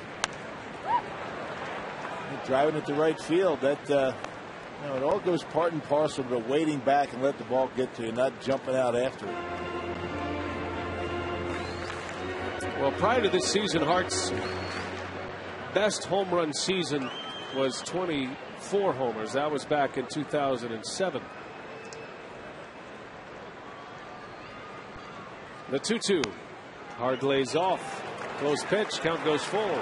See where he's staying back. I mean, he just kind of spit right on that pitch. You knew it was off the corner because he's laying back, nice and soft, not jumping at the baseball, seeing it very well.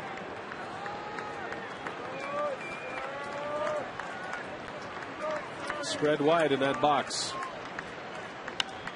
Just reaches out, pokes one to center. Narvison is going to tag. Rasmus has a strong arm, and Narvison won't challenge him. So Hart flies out. 1 gone. The runners cannot advance. And here comes Ryan Braun.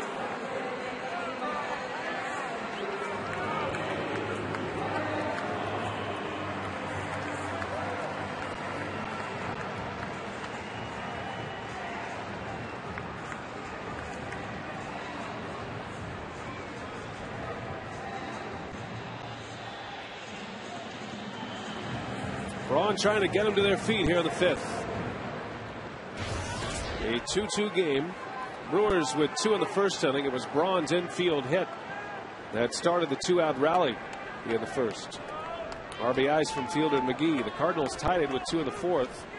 Molina and Rasmus with RBI hits. Braun takes a strike. You want to know how hot Ryan Braun has been? You go back 33 games. His last 33 games, he's hitting .403.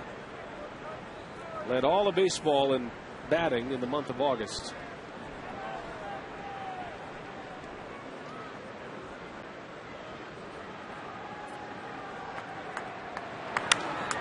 Gets into this one. And again, it's Rasmus. 2 outs in the inning. So 2 fly ball outs for Kyle Loesch. With runners at first and second, they're still standing there for Prince Fielder. He was able to get that fastball by him inside because he started him out with a breaking pitch for a strike. When you do that, you can throw a 89-mile-an-hour fastball by a pretty good hitter. And Ryan got that one down on the handle.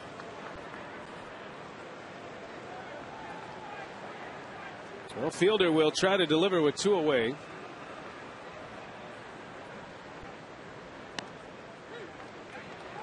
And let a good one go by. Fielder barking a little bit. La Russa managing without his right-hand man tonight. Dave Duncan, his pitching coach, ejected in the 3rd inning.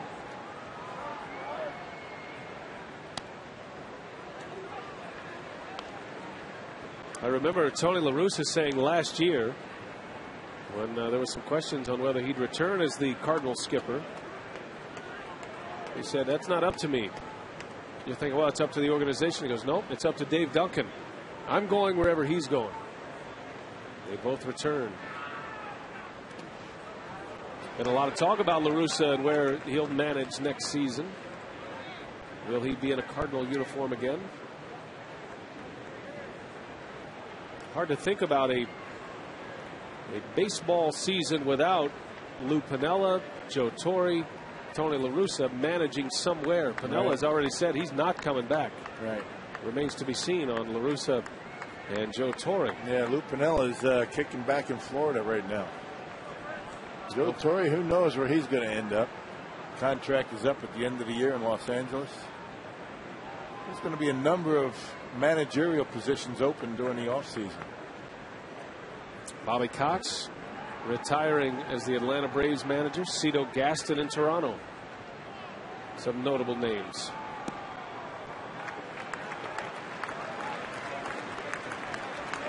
Three balls and a strike. Fielder's put himself in a good spot here. And if he loses Fielder, that might be it for him. He might have let to go with the power arm out in the bullpen for Casey. 2 on, 2 out in a 2-2 game. And Fielder takes ball 4, and patient at the plate will give McGee a chance with the bases loaded. Well, what does he do? He's got Boggs out in the bullpen. He's ready. Boggs, the hard thrower. Kyle Loesch has had a tough time keeping that breaking pitch down in the strike zone. Casey, a very good high ball hitter. Casey McGee doubled in a run in the first inning against Loesch. Slapped one down the right field line. He's been good in spots like this. A .346 average with the bases loaded. His overall season average .282. A strike on the corner, just caught a piece. Narveson at third was hit by a pitch to start the inning. Weeks walked, and after 2 outs, Fielder walks.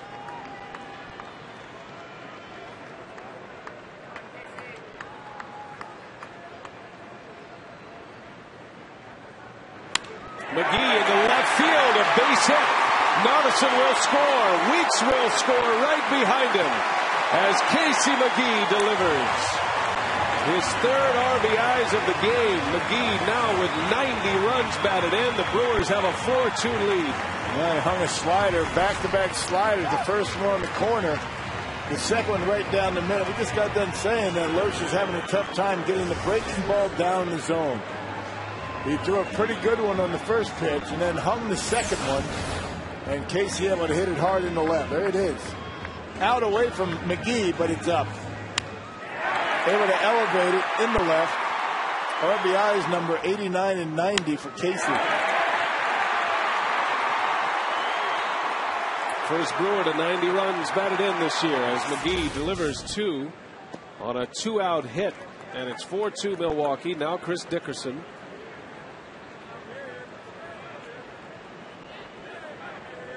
Impressive. That's all you can say about McGee in just his 2nd year. Nobody expected this kind of production. Not even the Brewers really expected this kind of production even though they picked him up off the waiver wire from the Chicago Cubs last year. Yeah, which is why, Prince Fielder has been able to be so patient at the plate. If they're not going to throw him strikes, he's not going to get himself out by swinging at pitches out of the strike zone. And just lets Casey drive him in. And it seems like the bigger the moment as Cheetah raises the thumb on Chris Dickerson again. Unable to check his swing according to the crew chief. And it's 1-2. Yeah, Casey with 2 outs and men in scoring position at 344 for the season. That's some clutch hitting.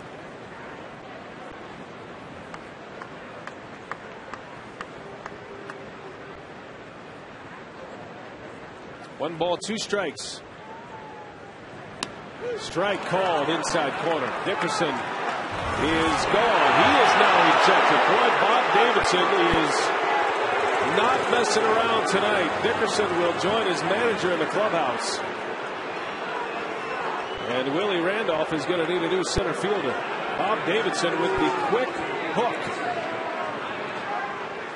And the inning ends, but Casey McGee drives in a pair. Dickerson rung up and tossed out.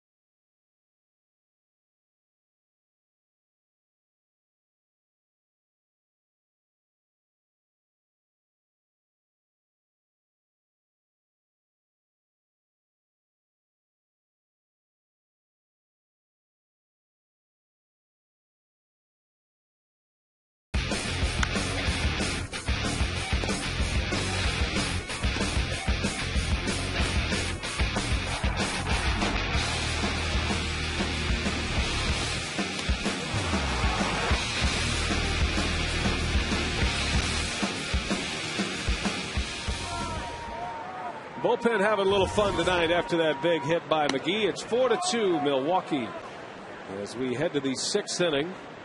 Matt Holliday will lead off. Remember, Chris Dickerson ejected, so Lorenzo Cain will play center field the rest of the way. The 3rd ejection of this game. Ken Maka, Dave Duncan, and now Chris Dickerson. Just hope you have enough to finish the game the way this umpiring crew's going. Good thing it's September call-ups. Although you have to say, for Chris Dickerson to throw his bat and his helmet, you're pretty much asking for it. Yeah, I mean, it's no surprise that, I think every umpire would have run him there. I mean, you do that, you are gone.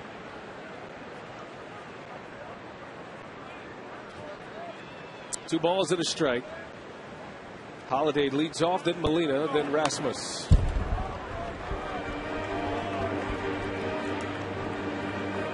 Well, the Pirates are shutting out the Atlanta Braves tonight, 5-0. They're in a rain delay in the middle of that game. All of a sudden, the Atlanta Braves are slipping into San Diego Padre territory. They're struggling right now. Atlanta lost yesterday to the Pirates. Lost in extra innings to the Marlins on Sunday.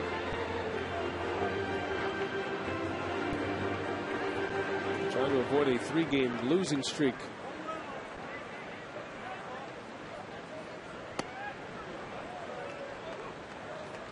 I'll tell you, from what we saw of the Phillies as they get healthy now, and they have all of their stars back in the lineup again. Victorino and Rollins, Utley, Worth, Ryan Howard coming back from the ankle injury. As Holiday draws a walk.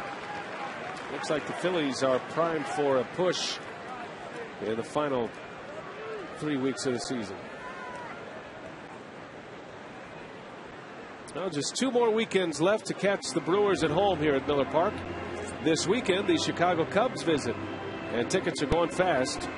We invite you to call 414-902-4000 or visit brewers.com for tickets. One last chance to brew the Cubs here at Miller Park this year. Which is a favorite pastime for Brewers fans.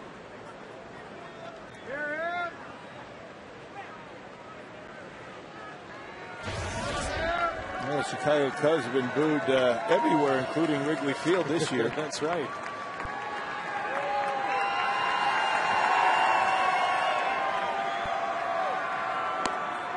Strike 2, Molina. Yadier Molina drove in a run his last time up. Had an RBI single in the 4th. Darvison would love a ground ball here. Chance to turn a double play against Molina.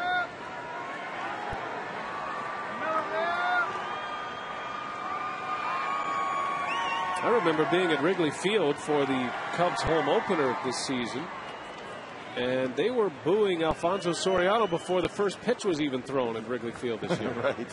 When he was announced for the starting lineups before the national anthem. Soriano not having a bad year. Got off to a slow start, though. The Cubs are changing directions. Lou Piniella, he stated that he would remain for the rest of the season for the Cubs, and then with his mom in ill health, he decided to cut it short, call it a career just a few weeks ago. Mike Quade is now managing the Chicago Cubs. He's been in the news lately as well, benching the young shortstop Starlin Castro for disciplinary reasons. Good for him. Lack of hustle from the rookie shortstop. I'd like to see that from a manager. Why not? Of course, you do that. Look what happened to Freddie Gonzalez. He gets fired. Hanley Ramirez got him fired. Speaking of the Cubs, Freddie Gonzalez's name has been mentioned as a possible candidate in Chicago. Mike McClendon loosening for the Brewers.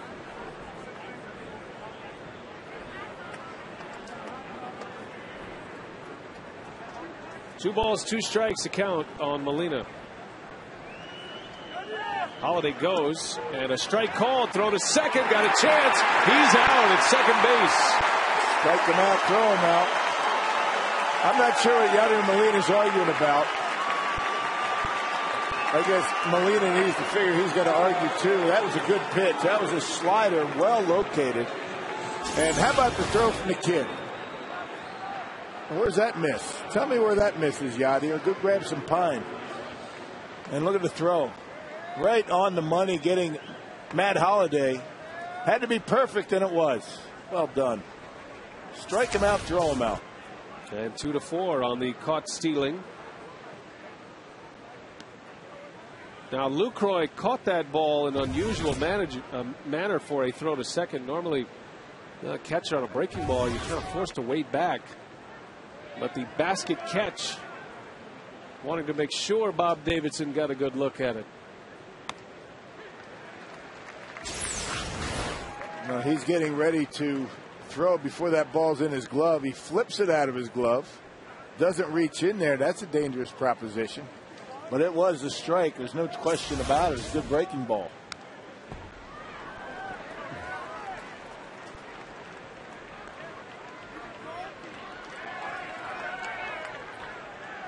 There's been a lot of questioning the umpires' ball and strike calls by both sides really tonight. A little bit yesterday, but That happens every game. Players are almost surprised sometimes when they get called out on strike threes. Yeah, they're not used to it. But that was certainly, if there was a pitch to get rung up on, that was it. That was about as middle as you can get in the strike zone. Yeah, he was surprised by the breaking ball and got rung up. The 2-2. And a strike called. Rasmus goes down. So Chris Narveson, after a leadoff walk, comes right back. Narveson has 8 punch-outs right now. We head to the bottom of the 6th. The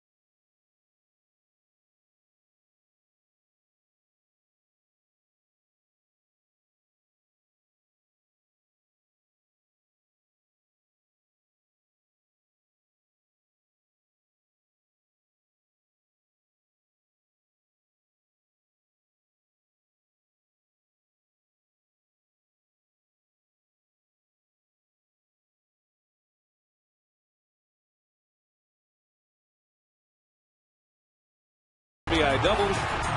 Casey McGee, a 2-out RBI double right after it. And the 2-out trend would continue after the Cardinals plated 2 runs in the 4th inning to tie this game. On RBIs from Molina and Rasmus, it was Casey McGee again with 2 outs. And the bases loaded. McGee delivered 2 with a single. McGee has 3 RBIs, 90 driven in for the season.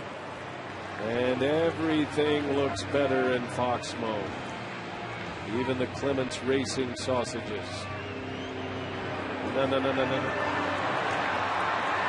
This is also in Foxmo. No, this is real time.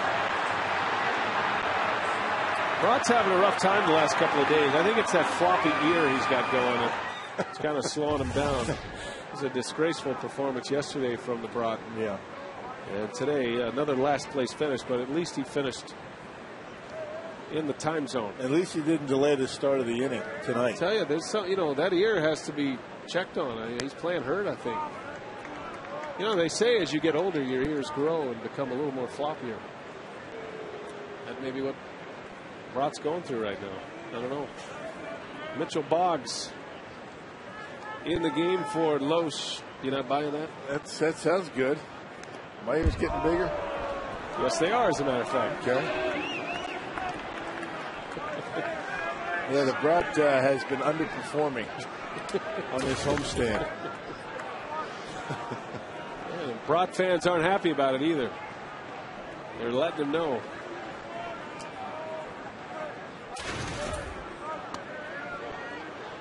Mitchell Boggs threw an inning in the 3rd in yesterday's ball game, gave up a hit, also gave up a run, struck out a couple of batters. Facing Jonathan Lucroy at the plate, presented by Wendy's. 2 hits tonight for Lucroy. And a close shave, and he walks. So Lucroy aboard for the 3rd time, and again he leads off an inning. 2nd time he's reached to start an inning. Final numbers on Kyle Loesch. 5 innings, 7 hits. He gives up 4 earned runs. Takes him 107 pitches to get through 5, and he's on the hook for the loss. Yeah, well, he only gave up 1 hit in the 5th inning, but a couple of walks and a hit batter is why he gave up 2 runs.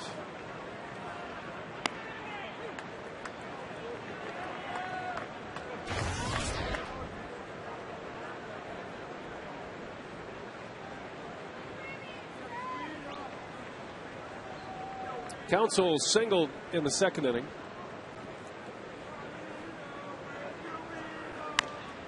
And a bouncer to third. Up with it. Feliz to second. Gets the out there. Nice play, Pedro Feliz. Yeah, he's slick over there at third base.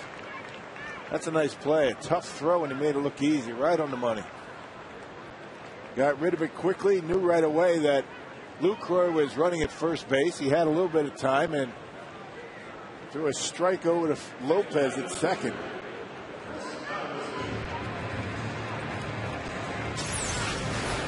And check it out. Slice job by Council. And look at Feliz. He's a good one over there at third base.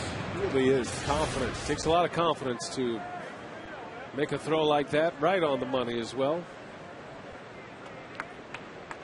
So one away. Narveson is up there squaring early. Now pulls it back. Long look from Boggs.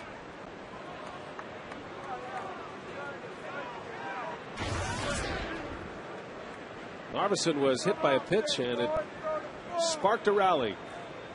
Took the Brewers a while to plate the runs, but two came in that fifth inning.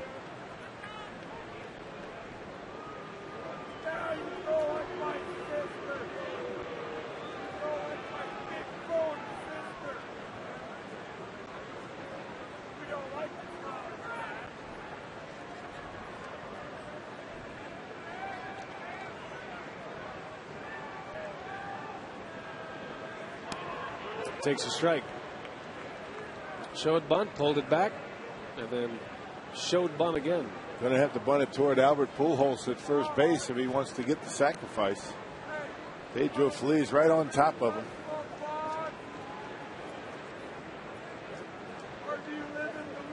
It's got to be enticing for a manager to let him swing away here. Remember, Ken Maka ejected Willie Randolph, the acting manager. There's a bunt, and Loesch, his only play, or rather Boggs, his only play is first. So Boggs makes a play, 2 outs in the inning. Narveson's club-leading 6th sacrifice bunt. Not an easy pitch to bunt. It was a fastball in on his hands. He caught it back in the zone a little bit, but able to deaden it enough to get Counts over to second base.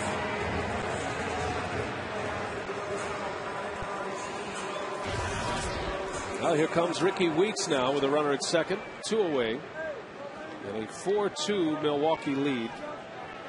And as this game progresses, the Brewers with a lead here, you start thinking about the possibility of Trevor Hoffman and a save opportunity if it gets to that point, and that certainly would become the headliner tonight. Trevor Hoffman is still looking for his 600th career save, sitting on 599. Maybe this night will be the night for Trevor. Interesting that Carlos Villanueva is getting loose out in that bullpen. We'll see how it works out. It'd be great to have Trevor get number 600 here at Miller Park. So stay tuned. Still a lot of baseball to be played.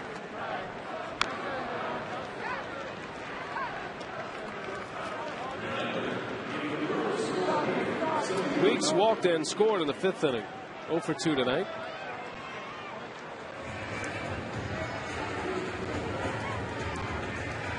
Having a career year across the board is Ricky Weeks. Home runs, RBIs. We asked Willie Randolph before the season what the key statistic was for Ricky Weeks. You know, thinking he'd say as a leadoff hitter, on base percentage, errors.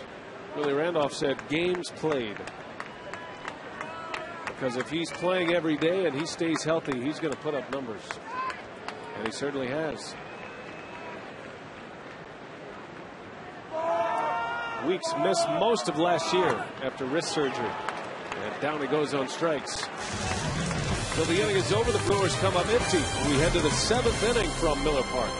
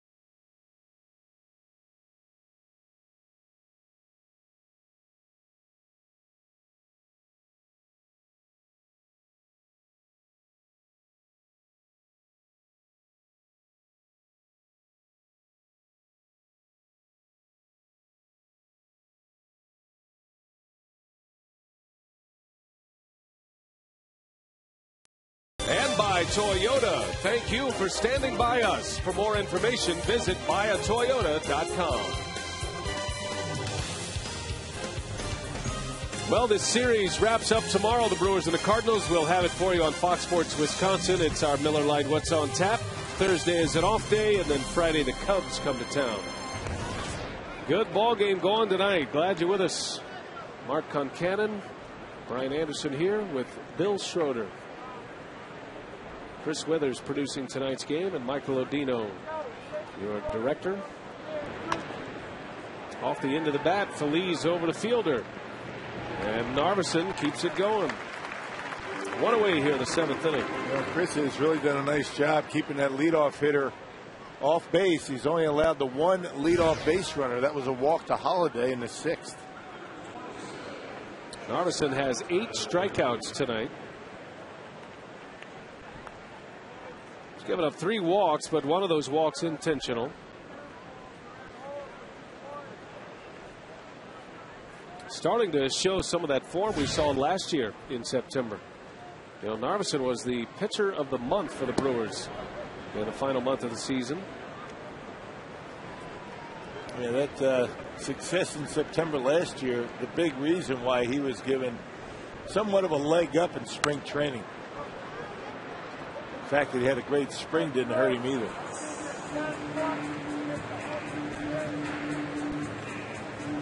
Narveson had a .273 earned run average in his final 9 games of the season last year, September. 4 of those were starts.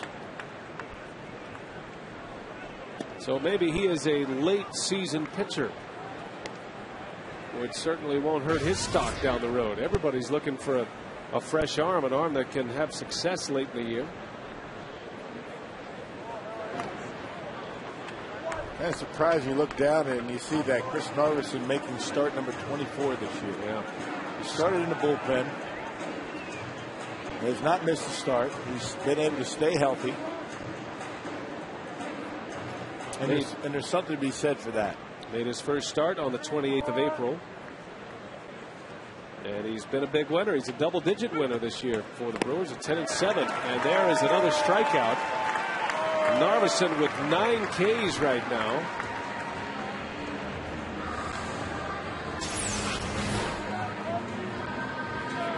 Well, breaking ball down in the strike zone, well located down just at the dirt. That's where you want a 2-strike hook. The 9 strikeouts ties his season high. Had 9 strikeouts against the Phillies way back in May. Willie Randolph likes what he sees. Nick Stavinoa pinch hitting, hits one deep into left, but not deep enough. Braun is there. And the pinch hitter Stavinoa retired. Narveson is rolling here. 9 Ks. He is through 7 with the lead.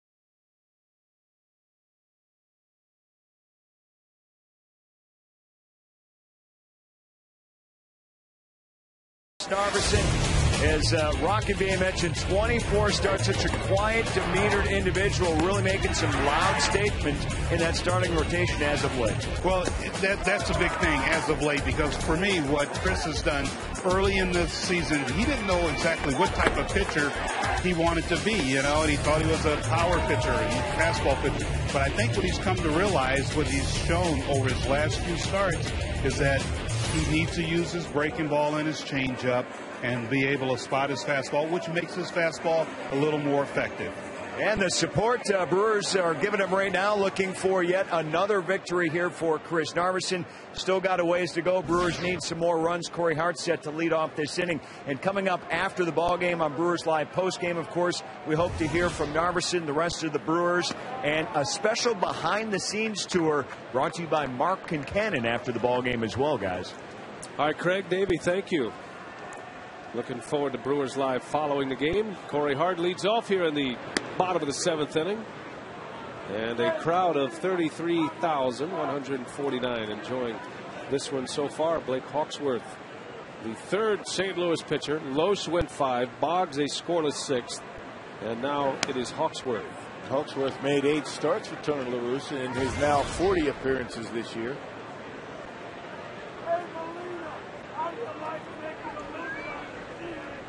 Talking about Chris Narveson with the 9 strikeouts, tying a season high this year. As Hart rolls one over to Feliz, and a good play for out number 1. Our Ho Chunk Gaming text question: Susan wants to know, why wasn't Jonathan Lucroy allowed to score on the interference call? Anytime you have interference, base runners are not allowed to advance. They have to go back to the base that they started. That's just the rule. That's the way it is. As a matter of fact, Lucroy was already in the dugout.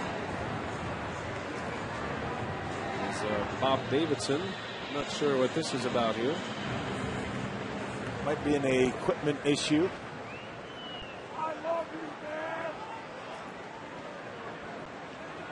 They might have a fan that's been a bit rowdy on balking Bob back there.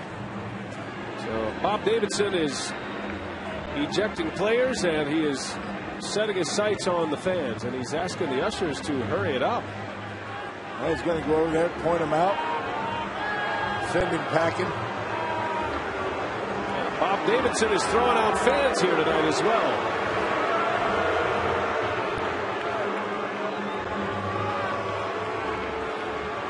We better watch what we say here tonight. We might be next. I have never, ever in my life seen that, an umpire throwing out a fan. Wow, that must have been pretty bad. I remember in the NBA a few years back, Jimmy Buffett got ejected from a basketball game. Really?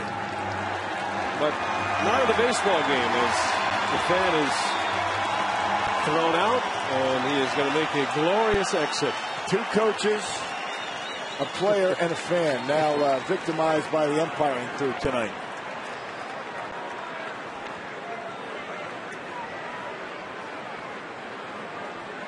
You know, the umpires can put up with a lot. I can only imagine what that gentleman was saying to Bob Davidson. You know, if managers, coaches, and players can have magic words to get ejected, I'm sure fans can too. Normally at Miller Park, and we don't know what went on down there, but you know, the ushers do such a great job controlling fans, and we always encourage you here at Miller Park, when you come to a game, if there are unruly fans around you, to just let an usher know. They'll take care of them. Yep. As that one pulls Pujols off the bag, gets the tag on Braun. So 2 outs in this inning. Now, just for the record, you and I have basically agreed with the umpiring crew. I think we're okay tonight. We're all right. We got a lot of baseball to be played, though. I don't, you know, I'm just letting you know that things are a little touchy here, so watch what you say. Yeah. I've seen broadcasters get ejected before. Have you? In the NBA again. Gene Peterson of the Houston Rockets got thrown out of a game. Yelling at a ref? He was yelling at a ref on the air. Well, they're right down there by the court. Right. So we're safe. That'd be tough for you and I to get tossed out of here. I don't know. the way it's going tonight, look out. I'm just telling you. I'm putting you on alert. Fielder, a base hit right over the head of Felipe Lopez. Prince with his second hit of the game, on base for the third time. And maybe the Brewers again trying to dig up some two-out magic. Well, all the runs tonight have come with 2 outs. And changeup, and Prince able to wait back nicely on it. Pitch was up in the zone just a bit. Just out of the reach of Lopez at second. Gives Casey McGee another swing with a runner on. McGee with 3 RBIs here tonight. And a strike. Good fastball from Hawksworth.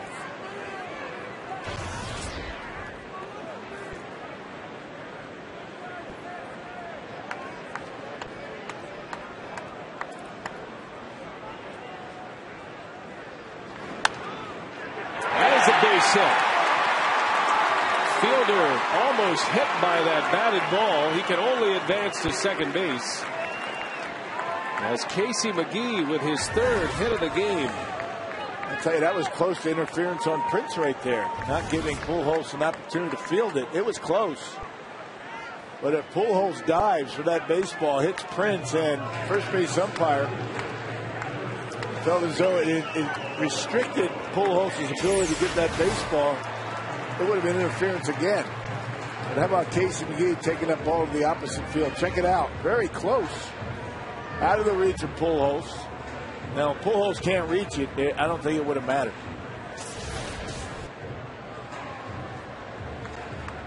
Well, you got to be impressed with Casey McGee here tonight. He's driven in 3 runs, and all 3 of his hits have come with 2 outs. And this base hit will give Lorenzo Cain a chance with a runner in scoring position. Cain batting for the first time. He entered the game defensively after Chris Dickerson was ejected. And Cain slices one right to Lopez for the out. Side retired. So the Brewers strand.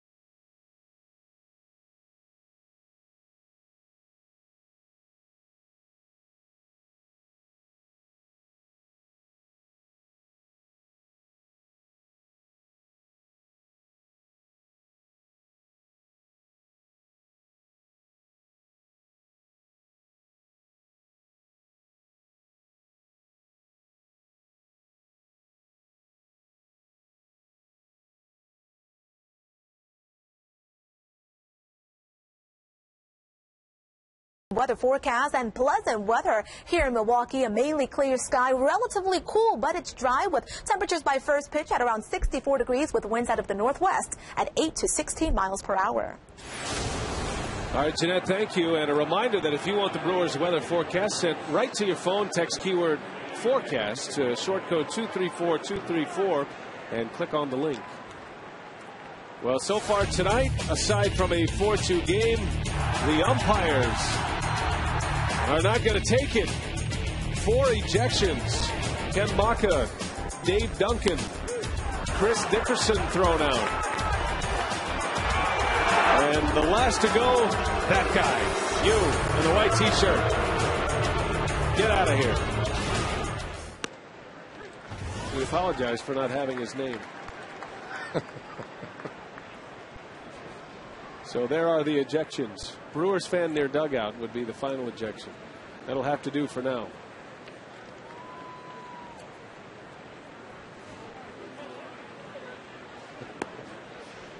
Felipe Lopez leads off for the Cardinals. Well, Chris Narveson is out after 7 innings. What a performance for Narveson as John Axford gets loose here in the 8th inning. Carlos Villanueva out of the bullpen to start the 8th. As Lopez slices one down the line, foul.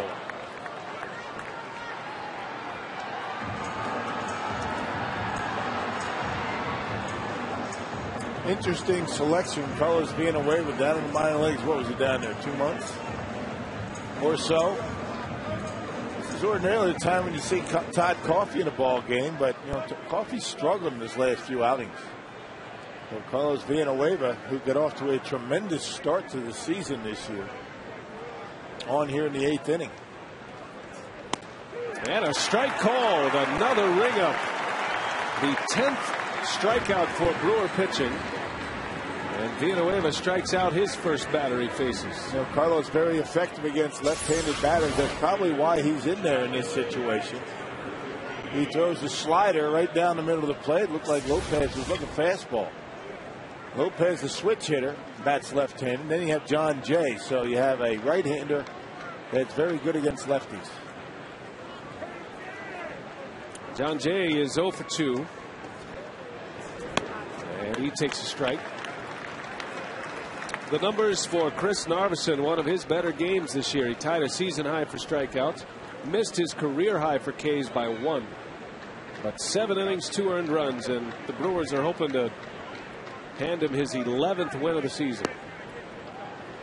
And 5 outs to get there. The Brewers are still going to have to go through the heart of this Cardinal order.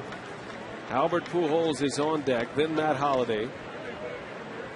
And the big question right now, will Willie Randolph, managing for the ejected Ken Maka, use Trevor Hoffman in the 9th if it's a save situation? And don't be surprised if John Axford, if there's a man on base, will come in to face Albert Pujols. Of course, he's not really throwing all that hard. I'm not sure how long he's been up. It does not appear that he is getting loose for Trevor. I should say for Albert. I'm reading the sign. There's a lot to read on that sign. The 1-2. Jay able to lay off.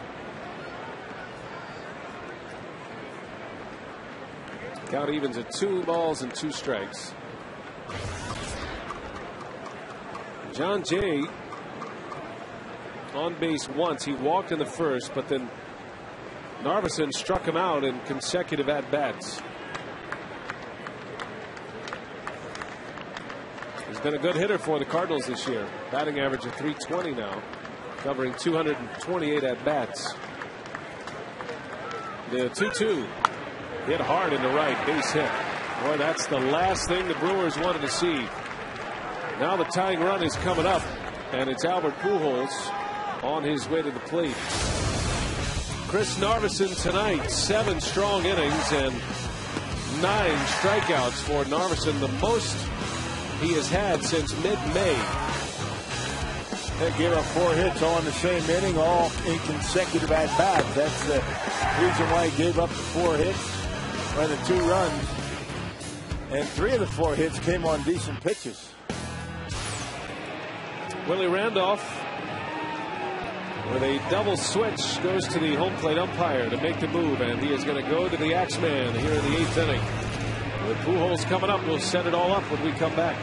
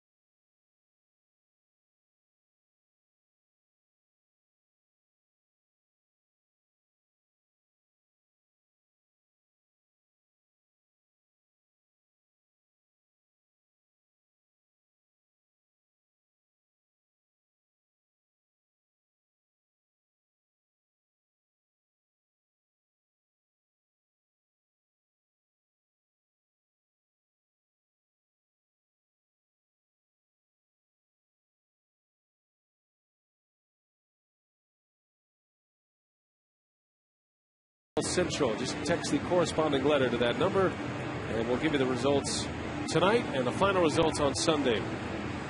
So let's set the picture here. John Axford is on to pitch, and it looks like Willie Randolph is going to ask Axford to give him the final 5 outs. He makes a double switch.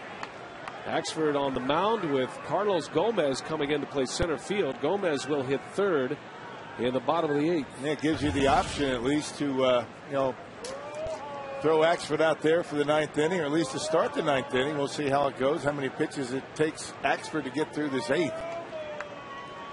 Albert Pujols, the tying run at the plate. 4-2 Brewers. Axford starts him with a strike. Because if you were looking for Axford to finish this inning and then call on Trevor Hoffman, you wouldn't need a double switch. First things first for John Axford. He's trying to keep it in a save situation. Big fastball right by Pujols. 0-2 the count. This is where you got to be careful with that breaking ball. If you're going to throw it, you got to bounce it. Albert Pujols with 97 RBIs. Carlos Gonzalez, the first National Leaguer to 100 RBIs. Did that tonight. And that one just missed. Goodness. That was a close pitch. Pujols had it outside, and so did Bob Davidson.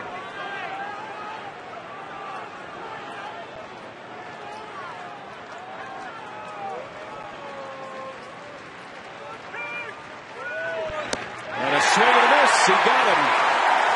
Wasn't his best breaking ball, but it was effective enough to get a strikeout and the second out of the inning. Yeah, 2 strikeouts for Albert Pujols. You don't see that very often. You started him out with a strike. That's the key. That breaking ball right on the corner. Then he goes up in the zone for the fastball.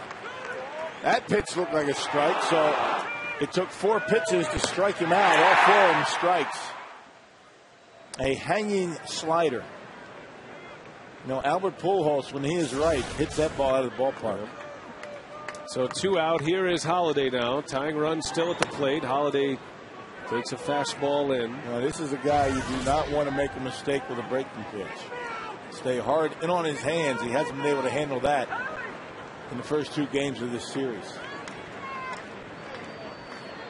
Holliday has had game-winning hits for the Cardinals the last 2 days. Yesterday had an RBI single in the 8th inning that gave the Cardinals the lead. Sunday against the Reds, it was a 3-run homer. That one's in the air. Fielder will give it a look. That's going to head to the seats.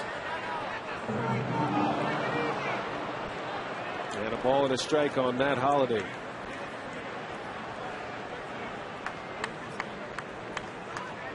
Axford has been some kind of story this year. 20 saves on the season. An ERA of 2.37.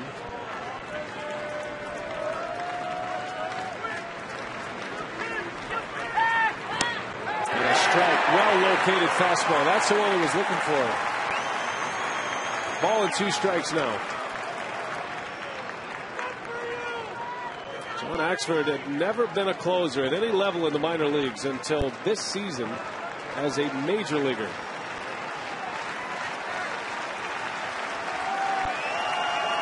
Two outs. The 1-2 pitch. Tried to reach back for a little extra. Doesn't look like Axford has his big fastball, the 96-97 mile an hour heater that he has on most nights. Well, you don't need it as long as you can throw that breaking pitch for a strike.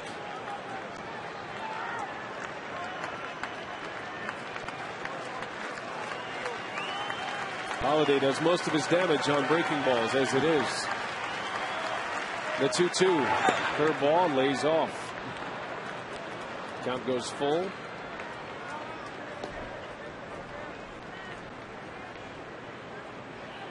Now this is why the Cardinals signed Matt Holliday to that big contract for moments just like this.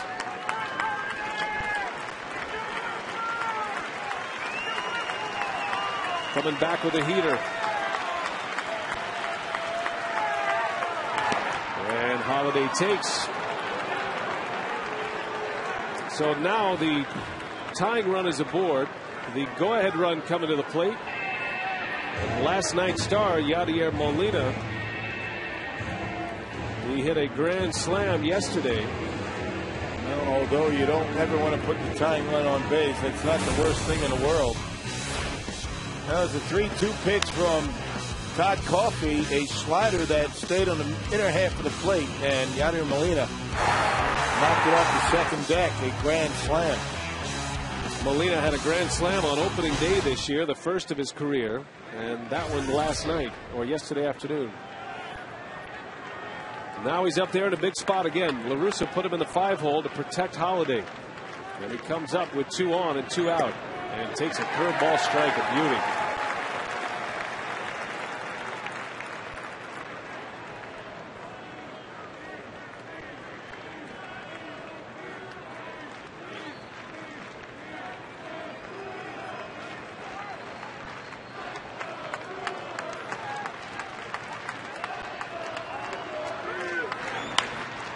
In the air, right field, slicing foul. And it's no balls and 2 strikes on Molina. Love to use right field and love to use right field with 2 strikes. I'd be careful with that breaking pitch up in the zone. He's looking to shoot one into right center. Well, Tony La Russa has been looking for production from the 5-hole in his batting order. Put Molina in that spot here tonight. And a big pitch coming. The 0-2 to Molina. Oh, took it right out of his hands. Just got a piece. Count stays at 0-2. Yeah, up and in. A very good pitch. But Molina able to hang in there. Fights it off.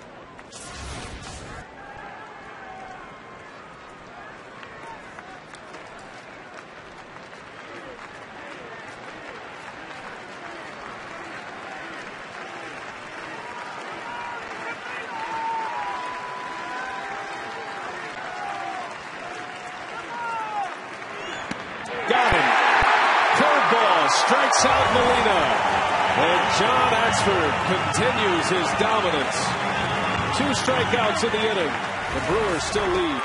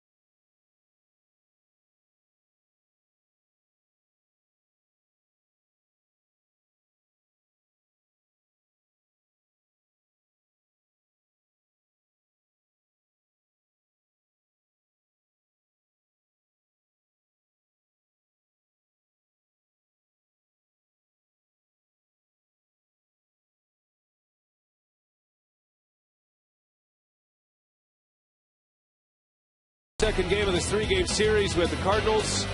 And the Brewers got it started early. A couple of RBIs in the first inning. Fielder and McGee with 2 outs, driving in runs. McGee's had a big day today. He drove in a pair in the 5th. 3 RBIs for the day. And all of his RBIs coming with 2 outs. McGee with 90 runs batted in for the season. And a 4-2 Milwaukee lead.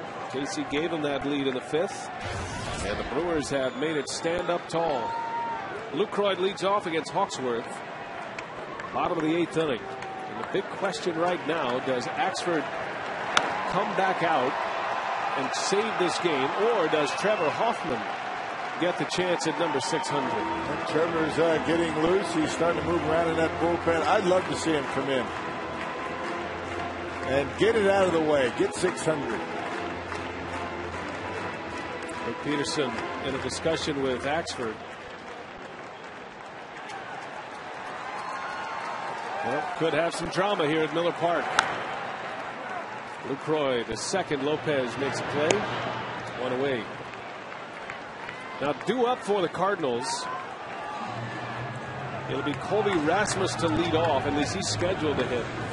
Then Pedro Feliz, then Tyler Green. 6, 7, and 8 in the lineup. Due up.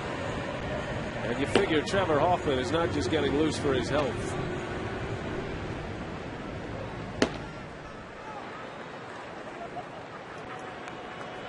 Axford impressive. Striking out Pujols and Molina to get out of the inning. Of course, Axford doesn't look like he thinks he's done. No, he doesn't. Not by any stretch. He's wrapping the towel around his arm to keep it hot.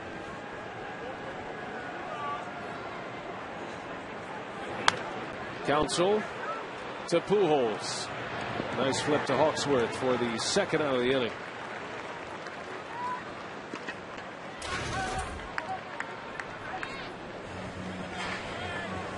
Well, in what would otherwise be a very uncomfortable situation for a rookie pitcher, Trevor Hoffman has made it anything but. He has encouraged Axford. Those two have gone through the pregame workout that Trevor runs, and he knows what kind of season that John Axford is having with 20 saves this year.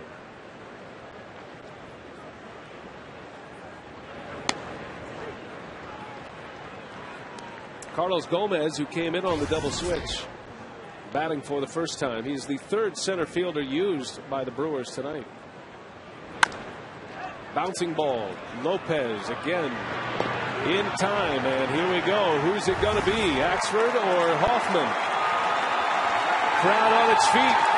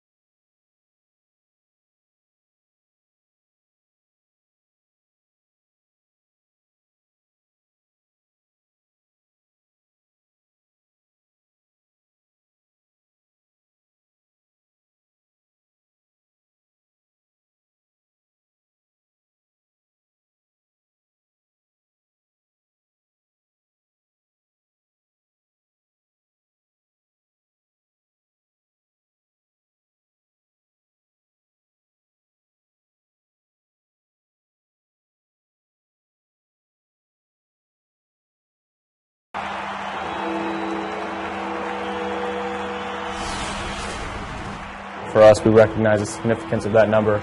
Obviously, he'll be the only one to have ever gotten there.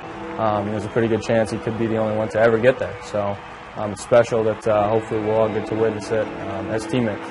600 saves means a lot. That is a huge number. I mean, that is it. 600 saves. I mean, that's hard to grasp how many that is and how many years he's been doing it. I guess the sense of validation of your work ethic and trying to stay out there on a consistent basis is something that I think that number will stand for.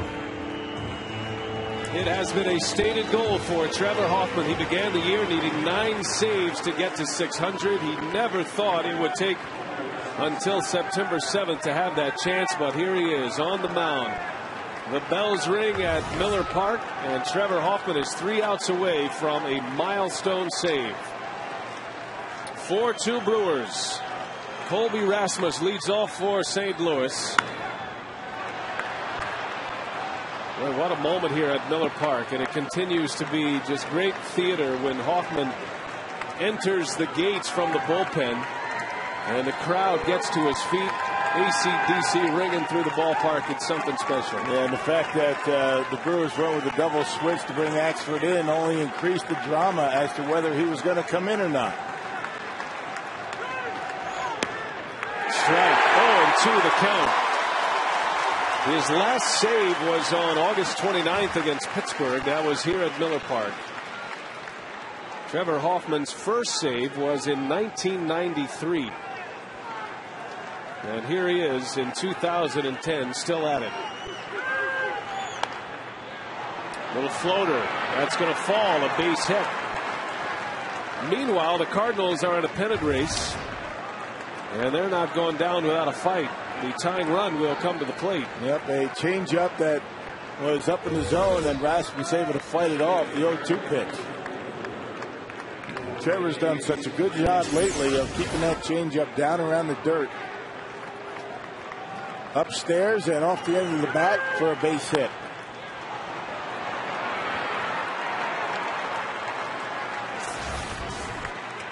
So Rasmus is aboard. Tying run is up, and it's going to be Randy Wynn to pinch hit for Pedro Feliz. Oh, a good pickup by Lucroy. Keeps the double play in order. Trevor Hoffman has his family here from San Diego, anticipating this moment. But he has to put all that away and try to finish off this game, which is tough enough. Brewers are looking for a ground ball here. Wynn runs well. And a fastball missed.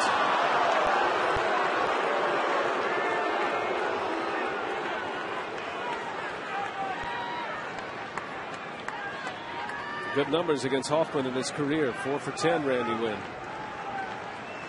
Most of that with his time as a Giant.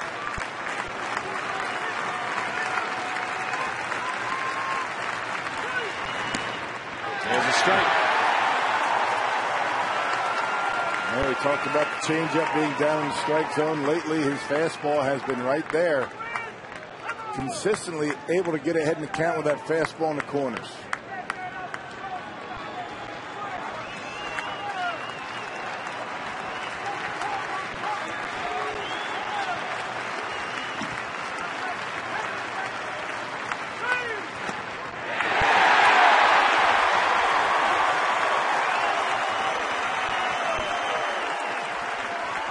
With every save, Trevor Hoffman establishes a new major league record.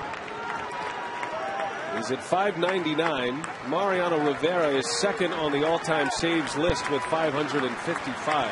Rivera still pitching for the Yankees. Bouncing ball, chance for 2 here. Weeks, Counsell, and time! Double play!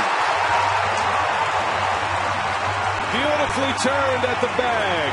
And Trevor Hoffman is an out away from a milestone.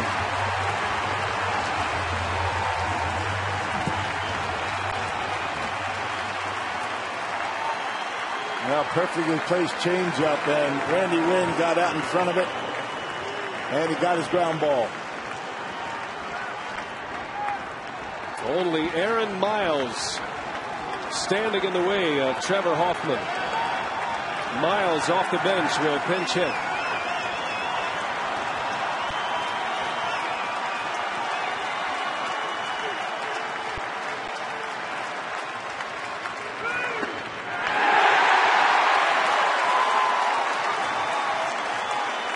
Hoffman's 500th career save came in 07, June of 07 against the Dodgers. His 400th save was against the Cardinals back in 04.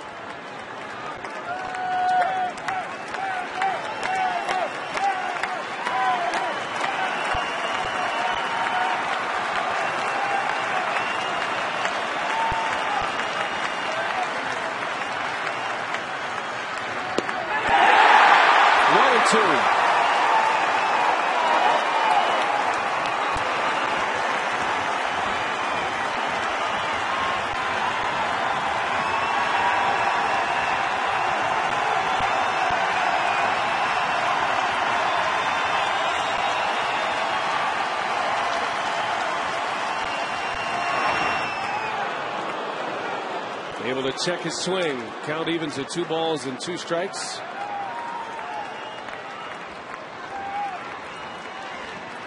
Two outs in the inning, 4-2. The Brewers lead it. And Trevor Hoffman, a strike away from career save number 600.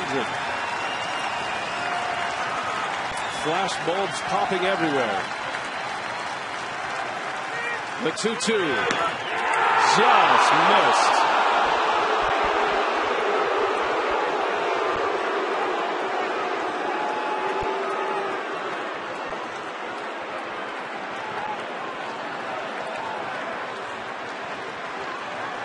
We'll do it again. 3 balls, 2 strikes on Miles.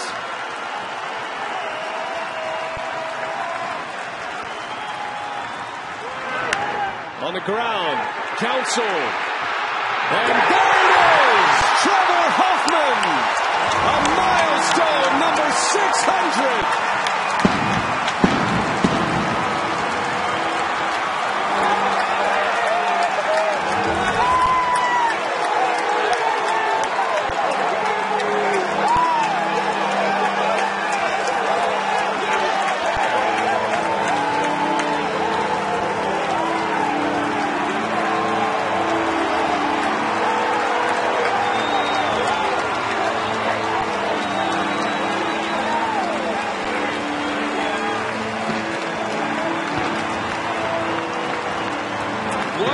What a night here at Miller Park.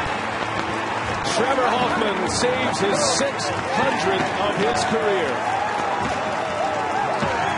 And you want to know what kind of presence he is? Look at the reaction from his teammates. You see that bullpen, how fast they got in there? My goodness. What a night here at Miller Park. I'll tell you, what a true professional, a big leaguer, and how hard he has worked to get to 600 this year.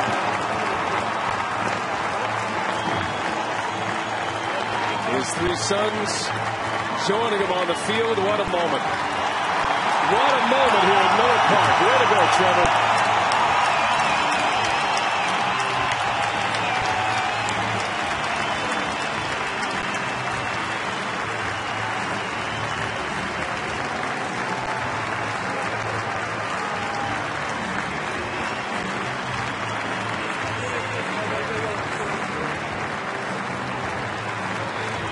Well, this night belongs to Trevor Hoffman. With his family here. His wife Tracy. And a crowd of over 33,000 sharing in the moment.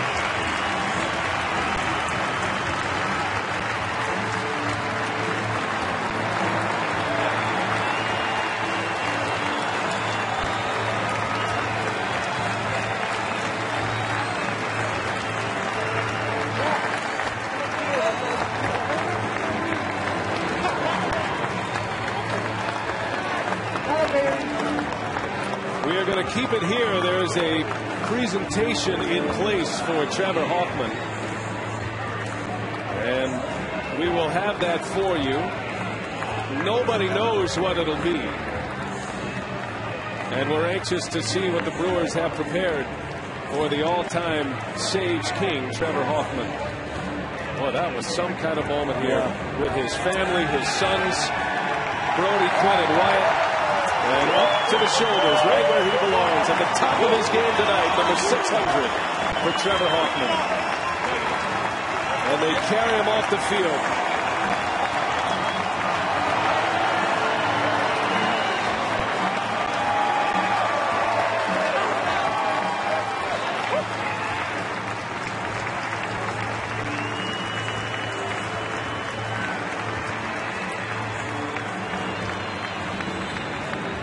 It has been something that has eluded Trevor Hoffman all season. He never thought it would take until September 7th to get there, but a lot of perseverance, hard work. He had to work his way back into the role to even get a chance. And tonight he does it. Well, it's been hard work just being able to stick around long enough. I mean, think about how many saves, 600 saves are. I mean, an amazing number. I mean, anytime you think about that, you know, I talked to Rick Peterson about that from time to time, and he just, it boggles his mind that one guy can be around the game as long as Trevor has been able to do it, and has taken an awful lot of hard work at his age to be able to stay in shape and stay at a top level as long as he's been able to do it and be successful. It just speaks volumes about the kind of a guy Trevor Hoffman is, and it's great to have a guy like that around this ball club.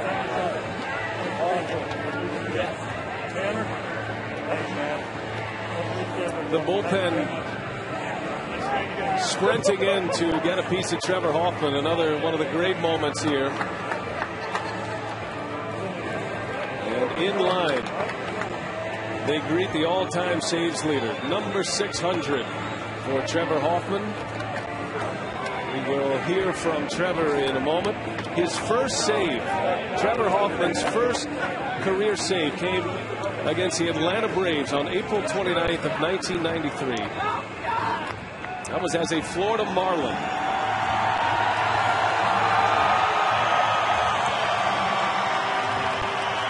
.45 of his 600 saves as a Milwaukee Brewer. And let's send it down to Mark with the man of the hour, Trevor Hoffman. Mark? B.A., thank you. And Trevor, how does it feel? Number 600, baseball history yet again for you. Well, I think we got to hear the whole Hell's Bell song that time to get through everybody. But what a feeling. It's hard to describe this moment, but just thank you. Thank you for everybody that stuck around. Thanks for enduring a long season. Thank you to my family on the field, my family off the field. What tremendous support I've been given by everybody.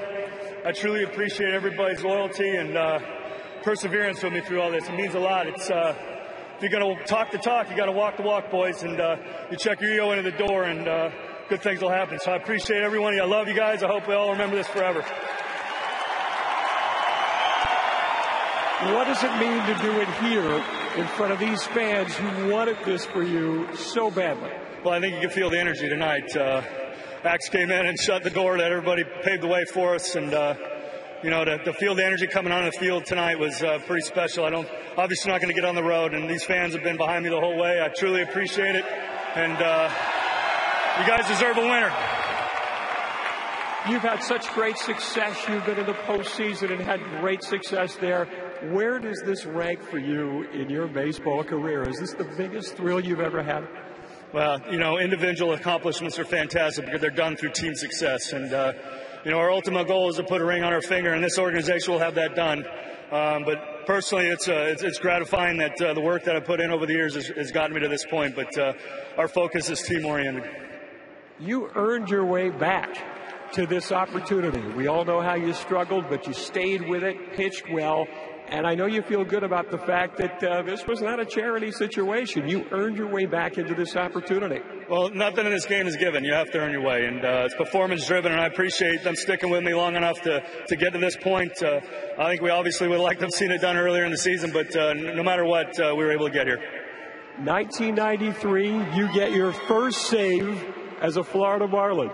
First of all, did you ever think you'd be pitching 17 years later? And secondly, pitching and getting your 600th save. You definitely don't go into it thinking those things, that's for sure. And there's a lot more salt in the chin and the hair these days than there was in 1993. But it has been a long journey. The game of baseball has been fabulous to me and my family. To be able to enjoy it not only with these teammates that I have now, but the teammates that I've had in the past. I hope everybody gets to relish this moment and understand they all had a part of it. Ladies and gentlemen, baseball's all-time saves leader, the only man with 600 saves. Trevor, congratulations. Thank you. Thank you.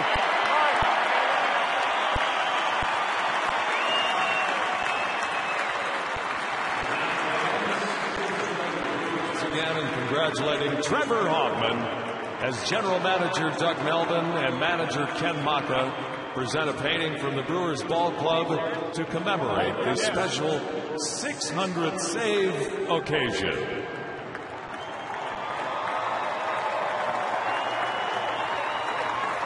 That is awesome. Wow. It's a hit.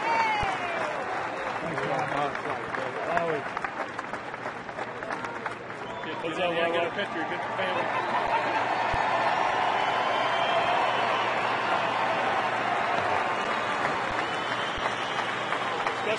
So a great painting, and it is a special moment, and Doug Melvin is there, the Brewers general manager, with Trevor's wife Tracy, Brody, Quinn, and Wyatt, his 3 boys. And we said this earlier in the year, Rock, but this is one of those moments you'll never forget. But what makes Trevor Hoffman great really has nothing to do with his pitching. It's all the other stuff that he does around a ball club, and great for him to enjoy this kind of moment. And even not knowing, fans out there not knowing what he does on a daily basis, whether he was in the closer's role or he was struggling through what he was going through. I mean, he has taught everybody on this ball club, everybody on the traveling party for that matter, a lot of great lessons, life lessons, not just baseball. This guy is one of the best professionals that I have ever been around. I mean, win, lose, or draw, he's been professional. He's held his head high and has always stayed positive. Great to be a part of it. What a moment here. Turned in by Trevor Hoffman. Save number 600. A milestone no man has ever saved 600 games in Major League Baseball. Now there's one. We kick it out to Craig Cashon at our Brewers Live set out in right field. Craig? Boy, what a time, guys.